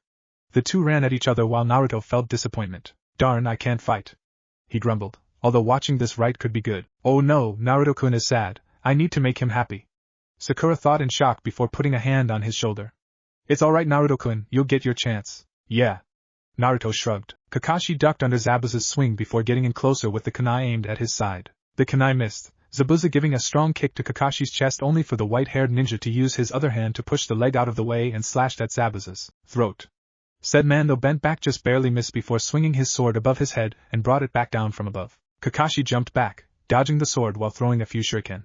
Zabuza pivoted using the handle to the side to dodge them while slamming his foot against Kakashi's cheek. Kakashi was spent flying back a bit, flipping in the air and catching himself. He's good, Kakashi thought, his Sharingan focusing on Zabuza's every move. The white-haired ninja began to quickly flash between hand signs, shooting a stream of fire from his mouth. Zabuza however jumped back and landed on the water while using his chakra to stay afloat before going through his own hand signs. Kakashi frowned, a mist appearing out of nowhere and making it harder to see from the mist's thickness. Ha ha ha, I hope you said your prayers, Kakashi, laughed Zabuza all around him. You think some fog can save you? Kakashi asked before hearing something and turned his head before a kunai whizzed by and nearly stabbed his eye. He managed to dodge at the last second, frowning. You forget, Kakashi, my mission isn't to kill you, it's to kill the old man. Zabuza's voice echoed through the mist, and I am a master of the silent kill. Kakashi's eyes widened, turning where the others were. He's coming your way. Move! Sakura yelled, pushing Naruto out of the way and tackling him to the ground. You idiot! Sasuke snapped at Sakura, pulling the bridge builder back. Zabuza's sword nearly hit Tazuna before he grabbed it, and swung downward towards him this time.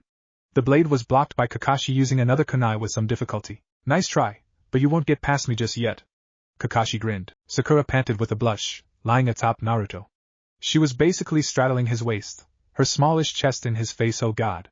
If I stayed here would Naruto-kun mind? She thought, Naruto having hit his head as they hit the ground, making his head fuzzy as Sakura lay atop him. Get back! Kakashi called out to them while trying to shove Zabuza's sword back. The two trained ninja jumped back, trading blows as they neared the water. We're gonna die, muttered Tazuna to himself in fear. Sasuke, seeing this battle, began to feel fear him. He shakily pulled out a kunai and held it against his neck in fear. Sasuke, don't even try it.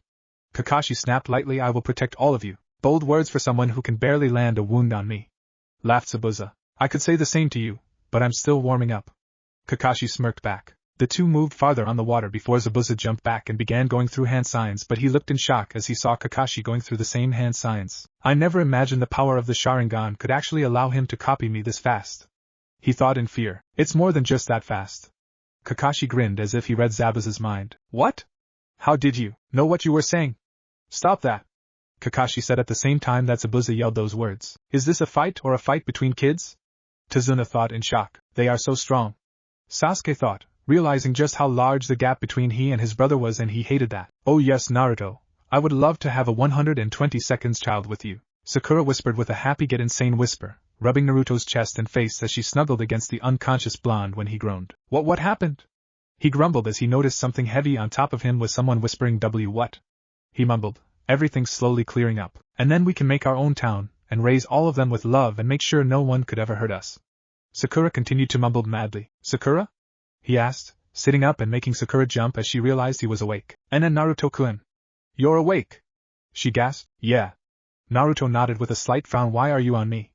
And was that you mumbling all that? Nothing. She squeaked. And you were knocked out. I was staying low to protect you. Well, can you get off? We're still on a mission. Naruto asked gently. Okay.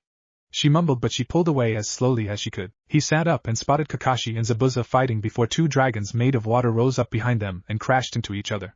Whoa! He gasped. Damn it! If he keeps copying me, then this won't turn well for me. Zabuza thought, their attacks finally canceling each other out. Care to give up? You might live longer, suggested Kakashi. Never. Zabuza snarled as Kakashi cut Zabuza in half and Zabuza turned into water. Damn, a water clone. Kakashi thought before water suddenly shot up and wrapped around him, trapping him in a ball of water. His eyes widened while he saw Zabuza held onto it with a grin under his bandages. I've got you now. Zabuza grinned, turning to the genin. He thought he saw the bushes near the blonde one move like something was inside it. However, he did not sense in chakra and he knew there were no other ninja in the area. So ignoring that, he summoned two water clones who marched towards the three genin. Sasuke stiffened up while Naruto and Sakura pulled their own kunai out. Stand down, kids. Zabuza frowned. Just walk away. Stop playing ninja, and I will let you live. We're not playing. Frowned Naruto. We got here through hard work, and if we back out now, then we're insulting all the others who wear these headbands. You are children. You don't understand what it means to be a ninja. They all said darkly, ninja are killers' tools. This is your last chance. Okay. Naruto said suddenly with a shrug and dropped the kunai casually. Huh!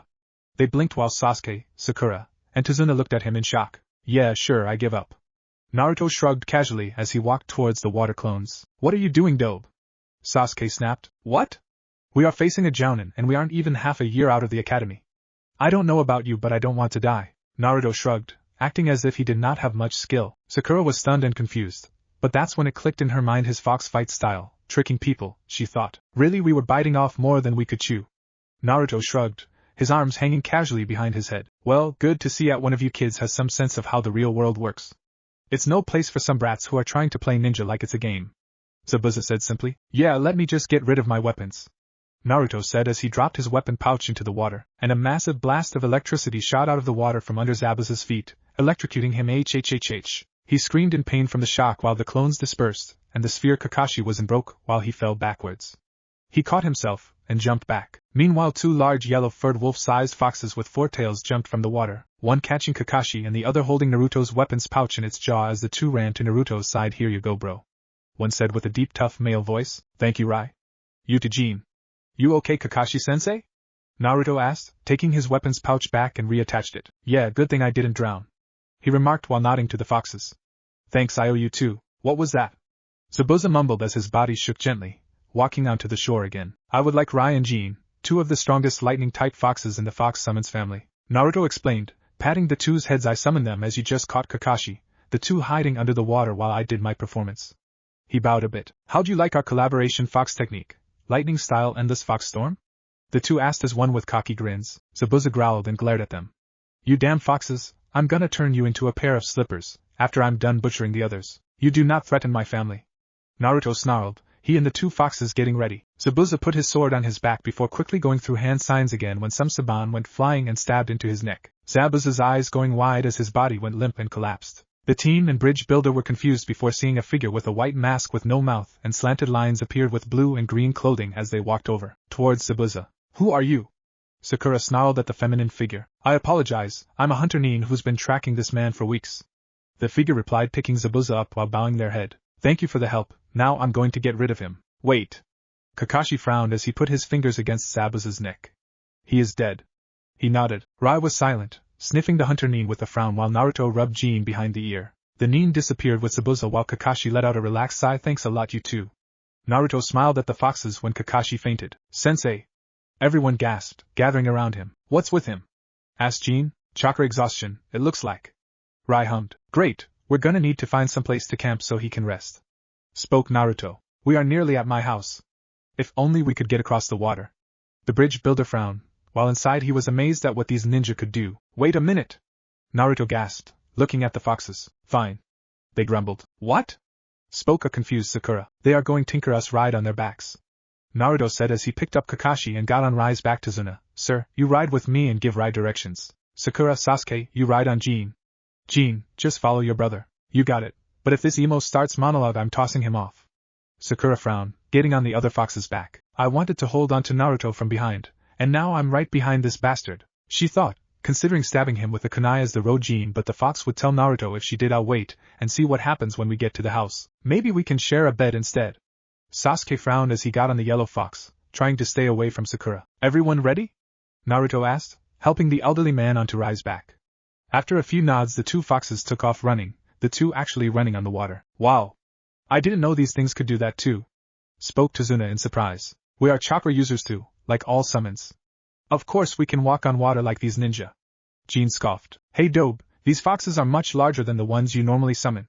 What gives? Sasuke called with a frown, flinching as he was elbowed in the gut by Sakura. Should have seen that coming, he thought, but he didn't trust sitting in front of her. He wouldn't turn his back on someone clearly insane. Pot, needle kettle, you called it black. Because the ones I summon are around our age or so, or younger. Naruto explained the most they normally have are 2 tails. They aren't super strong but they are fast and very stealthy. Rai and Jin are around 60 and have 4 tails, nearly on 5. They are real powerhouses. You should see our old lady, a few 100 years old, and 8 tails. A real force of nature. Rai chuckled. Careful, otherwise she might get mad if she heard that. Joked Naruto. Rai was silent in fear, gulping. And that made both Sakura and Sasuke curious about how powerful that fox was. Good boy. He chuckled while Jin and he shared a laugh. Up there! Tazuna called, pointing ahead at the end of the river where a small home sat. Right. They both nodded and ran as fast as they could. When they got there everyone got off before they poofed away and Sakura helped Naruto with carrying Kakashi. Thank you? Naruto smiled at Sakura, the two nearing the house while Tazuna opened the door. Tsunami! I'm home, and I've got guests with me. The old bridge builder called. A woman with long black hair walked out with an apron on herself and looked surprised. Oh, I didn't expect this. I'll go make some room for them. Naruto blinked, looking at the woman, and admitted she was very beautiful, but he had other things to think about right now. Sakura, however, noticed him looking and inwardly glared at the woman as she headed back to the kitchen. Hey, is there somewhere we can leave our sensei? Naruto asked the woman kindly. Yes, you can set him down in one of the extra rooms we have upstairs. Oh. That reminds me, Inari. Come down, we have guests. The woman explained with a smile before she gasped and called upstairs. Coming. Came a boy's voice as the team headed upstairs and passed a small boy with a neutral expression and hat on while glancing at them. Inari was a small boy with spiky black hair and dark-colored eyes. He wore a green jumpsuit with a yellow shirt and a simple pair of sandals. He also wore a blue and white striped hat. Say hi to the shinobi who helped your grandpa. The woman, Tsunami, smiled at her son. You're going to die. He frowned at the ninja before storming off. No duh. Spoke Naruto bluntly. He walked upstairs, putting Kakashi into a futon. Hopefully he doesn't sleep too long. Naruto thought with a frown, sitting next to Kakashi when Rai reappeared. Hey Rai, what are you doing back? That hunter nin. She smelled very heavily of the masked man, even before she picked him up. Rai explained, plus she attacked with Saban. Yeah, aren't those used mainly to render the body relaxed or just stop someone? They're not used much for killing unless they were dipped with poison. Naruto frowned. You're right. Rai nodded, but they can be used to hit nerve clusters to force the body to react a certain way. Oh crap. Naruto groaned. Zabuza isn't dead, He and that hunter Nin are working together. Bingo. Rai nodded, meaning they might be coming back for you guys. Rai nodded. You want to summon some earth foxes and have them go on a hunt? No, we should train. Naruto shook his head lightly. This is gonna go down, especially if Kakashi doesn't wake up, so we need to try and be prepared while we can. Remember, we are here for you. Rai nodded, and Jean said to keep your eyes on the pink-haired one. He said he felt something off about her. Dangerously off. Sakura? Well's not off. I have noticed something different the last time I remember her, but I'm not quite sure what that is, at least not yet. Naruto frowned. Just be careful, kid. Rai smiled before he disappeared in another puff of smoke. Naruto smiled before giving Kakashi a thumbs up and headed out, going downstairs. He saw Tsunami and Tazuna sitting at a table with Sakura and Sasuke, talking. So you all are really genin? But you're still children. Spoke Tsunami. So? Naruto asked as he sat down. We are genin. We are beginners. Yes, we are young, but this is our choice in life. We have studied and we trained hard. We have determination to get stronger and protect our village. I'm just saying from what my father told me happened, it sounded scary. Tsunami explained. We're shinobi, we can handle it. Scoffed Sasuke. We have been training since we were 8. Sakura nodded. Relax, Tsunami, I saw their sensei fight. He managed to fight pretty good. And if he can do that and still be alive, then having them around just might be what helps for me to get that bridge finished. Tazuna assured with a smile. Well, alright. His daughter frowned, looking at the three and worry. Well, I guess I will cook dinner. Will your teacher be okay? Yeah, he just needs some sleep. Spoke Naruto. Tsunami nodded and walked off into the kitchen. Sakura herself scooted to where she sat beside Naruto and smiled while inwardly mad. She better not try to seduce Naruto-kun with those cow udders. She thought as she glared at Tsunami's mature chest. When I get bigger I'll have Naruto do all kinds of things with them. She thought as she began to fantasies, giggling pervertedly as she did. Naruto and Sasuke noticed, with the first scooting away and the other getting a shiver. Sasuke thought he had to do something soon. That girl was insane. I hate the dobe and need all that power of his. But if I can warn him about her she can get taken away and I'll use that as my chance to discover his secrets. He thought as he began plotting. I wonder what Tsunami is cooking. Naruto thought simply. With Zabuza. Said man was in a bed as the hunter Nin yanked the samban out of his neck. Shortly after the last was removed, Zabuza's eyes slowly open. Her ugly head is pounding. Zabuza frowned as he sat up. Thank you, Haku. Yes, Zabuza-sama. Nodded the Nin while holding out a canteen of water. Even though they believe you are dead, you still need to take it easy to regain your strength. How long will it take? He asked. About a week. The girl said as she removed her mask. Her face was rather youthful and androgynous, which could lead to being mistaken as a boy or girl. But no matter your gender, she looked attractive.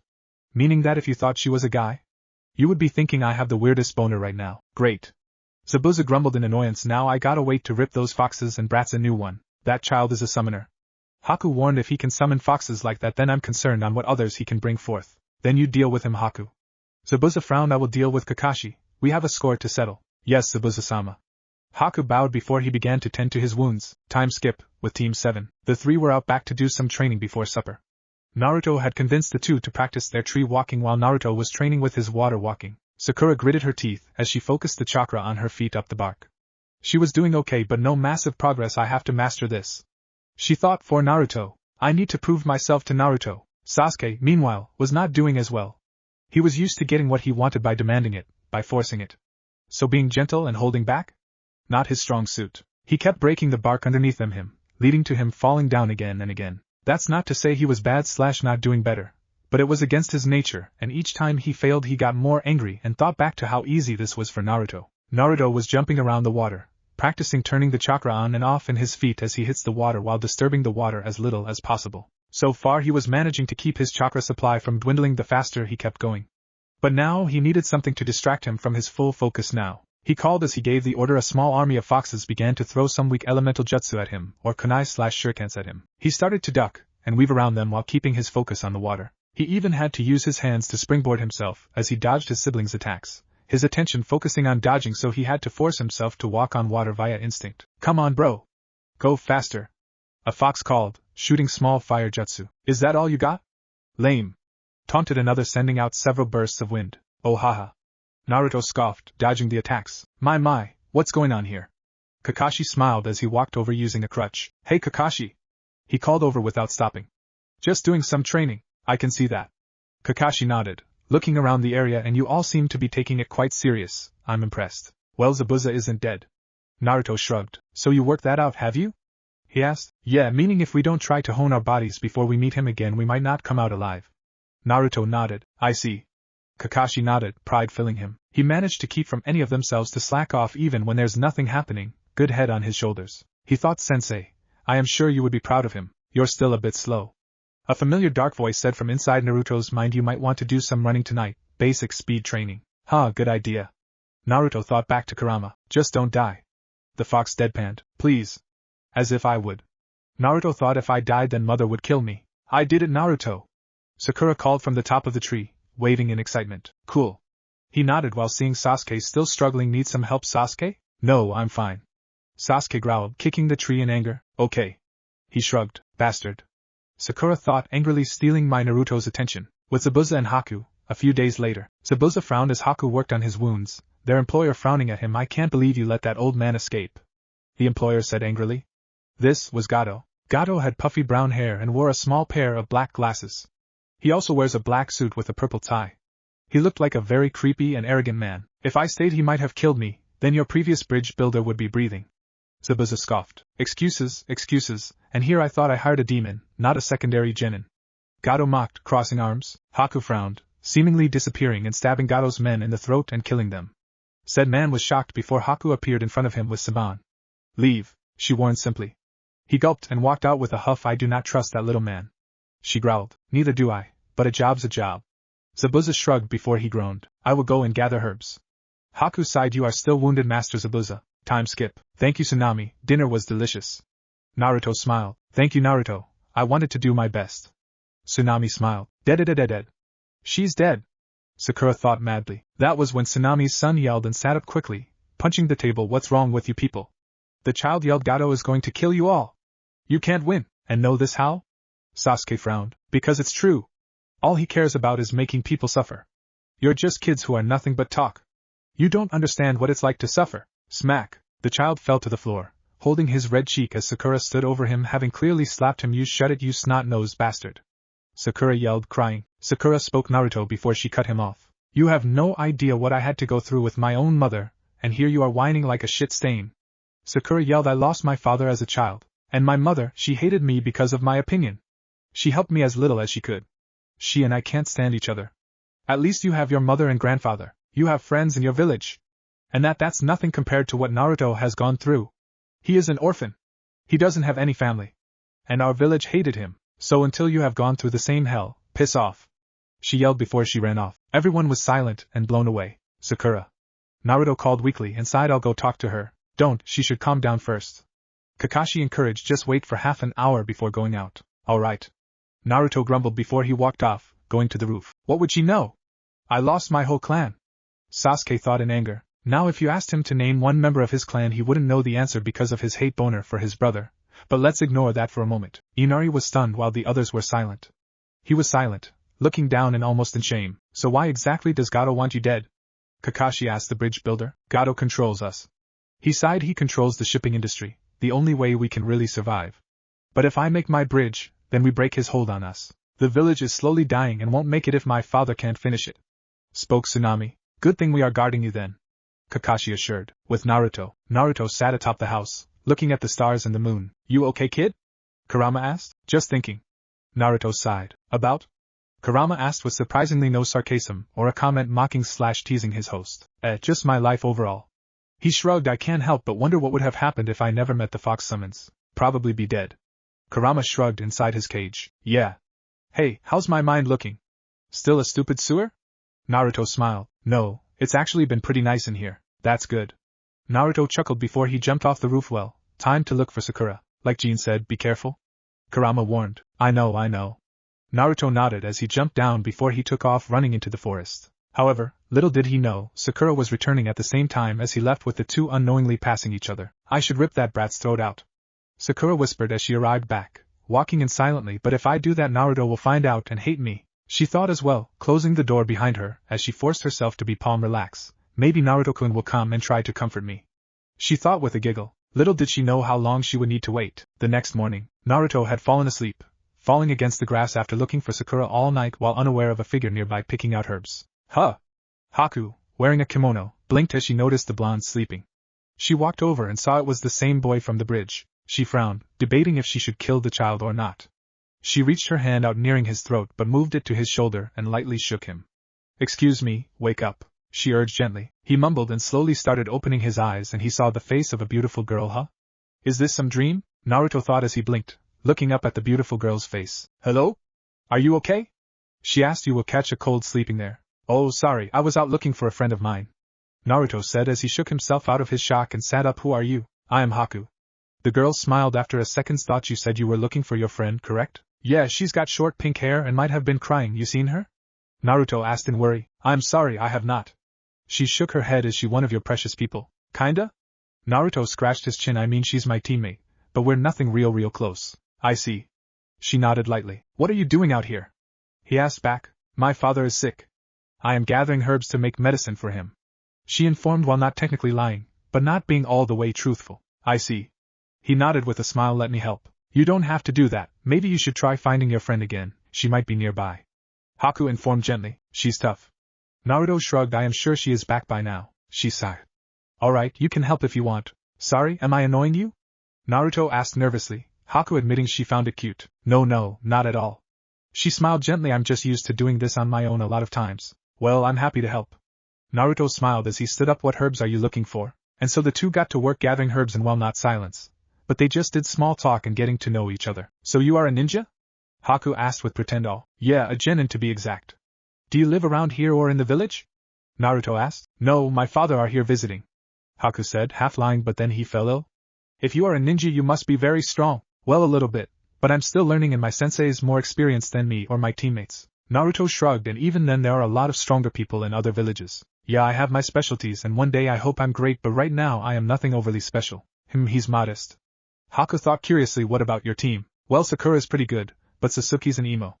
Naruto deadpanned. All he wants to do is kill his brother, but that boils down to the fact his brother is better than him and humiliated him. Plus he is beyond arrogant. That's just sad. Haku frowned. I believe you are only strong if you fight to protect your precious people, not yourself. Exactly, cause what's the point of being strong if you don't have friends and family around you? Naruto agreed with a smile and a shrug. Me and my father have been traveling around since I was little. That it's just been me and him. She looked down sadly with a smile. I know it's hard, but as long as I can help him, that's what matters. You are a great person, Haku. Naruto smiled. Thank you? Haku nodded, blushing a bit. Well, that is all of the herbs I need, thank you. No problem, tell your dad I said hi. Naruto waved. I shall. Haku nodded before she smiled and kissed his cheek. Thank you. She nodded before she turned around and walked away. Why, you're welcome, Naruto mumbled as he put his hand to his cheek with a proud smile on his face. Way to go, kid. Kurama snickered inside his seal. Oh, by the way, Haku called back with a cheeky grin. I'm a boy, she called before she ran off, quickly out of Naruto's field of vision. www. Naruto yelled, his mind boggles in disbelief, while Kurama fell onto his back and laughed wildly. Back with Team 7. Naruto's voice echoed from the forest. Was that Naruto? Kakashi blinked as the team heard Naruto's yell in the distance. Who cares if it was? Scoffed Sasuke before feeling Sakura's leg swing up and kick him under the table. Oh, are you okay? Tsunami asked gently, Sakura smirking but hid it with a drink from her cup. Just kick the stupid table, Sasuke lied, looking at Sakura with a frown. If he had his Sharingan he could kick her ass. You should be careful, you might break your toe if you're not careful, Tsunami warned. He'll have more to worry about than a broken toe when we fight Zabuza again. Kakashi frowned. I need to up these kids' training, he thought. Damn bitch, Sasuke thought in anger, trying to plot of a way to get rid of her. A few minutes later Naruto returned, looking confused. Hey, is it supper time already? He blinked, with Haku. She arrived back at the base and headed to where Zabuza was resting and saw he was sleeping. Zabuza-sama, she whispered with a smile, preparing her herbs. I'm surprised that a genin like him would take being a shinobi so serious, she thought, honestly impressed. I was expecting him to think it was all a simple game. She smiled lightly. And she had to admit, he was fairly attractive. From his whisker marks being cute, the hair being an eye-catcher, and the blue eyes going well with it, and his joyful attitude matched his looks, his smile was infectious. A shame he's an obstacle, the world could use more people like him, she thought sadly with a smile. Time skip. Naruto yawned as he awoke a few days later, hearing banging downstairs. With a frown he rushed downstairs, seeing some wannabe samurai harassing Tsunami and Inari. Get out of here! Leave us alone! Inari yelled, only to be backhanded by one of the thugs. Stupid brat, scoffed one while they looked at the scared Tsunami. Hey, what say we have a little fun before killing her? And now I am pissed, Naruto growled as he walked towards them. Yo douchebags. Huh! The two samurai wannabes turned to Naruto and before they even registered him he had jump-kicked one guy in the jaw, breaking it, stabbed the other guy in the hand with a kunai, so he could not use his blade, snapped the first guy's arm with an axe kick, also stopping him from using said arm, and finally slashed them both in the legs with kunai so they fell to the floor in pain and bleeding out. Tsunami's eyes widened at seeing that happening all at once while they cried out in pain on the floor. What? She stuttered in fear and shock. Are you okay? Naruto asked her. She nodded before moving over to Inari, and held him while relieved they were alive. You two need to get out of here, he instructed. I think Gato is making us a move. What are you gonna do?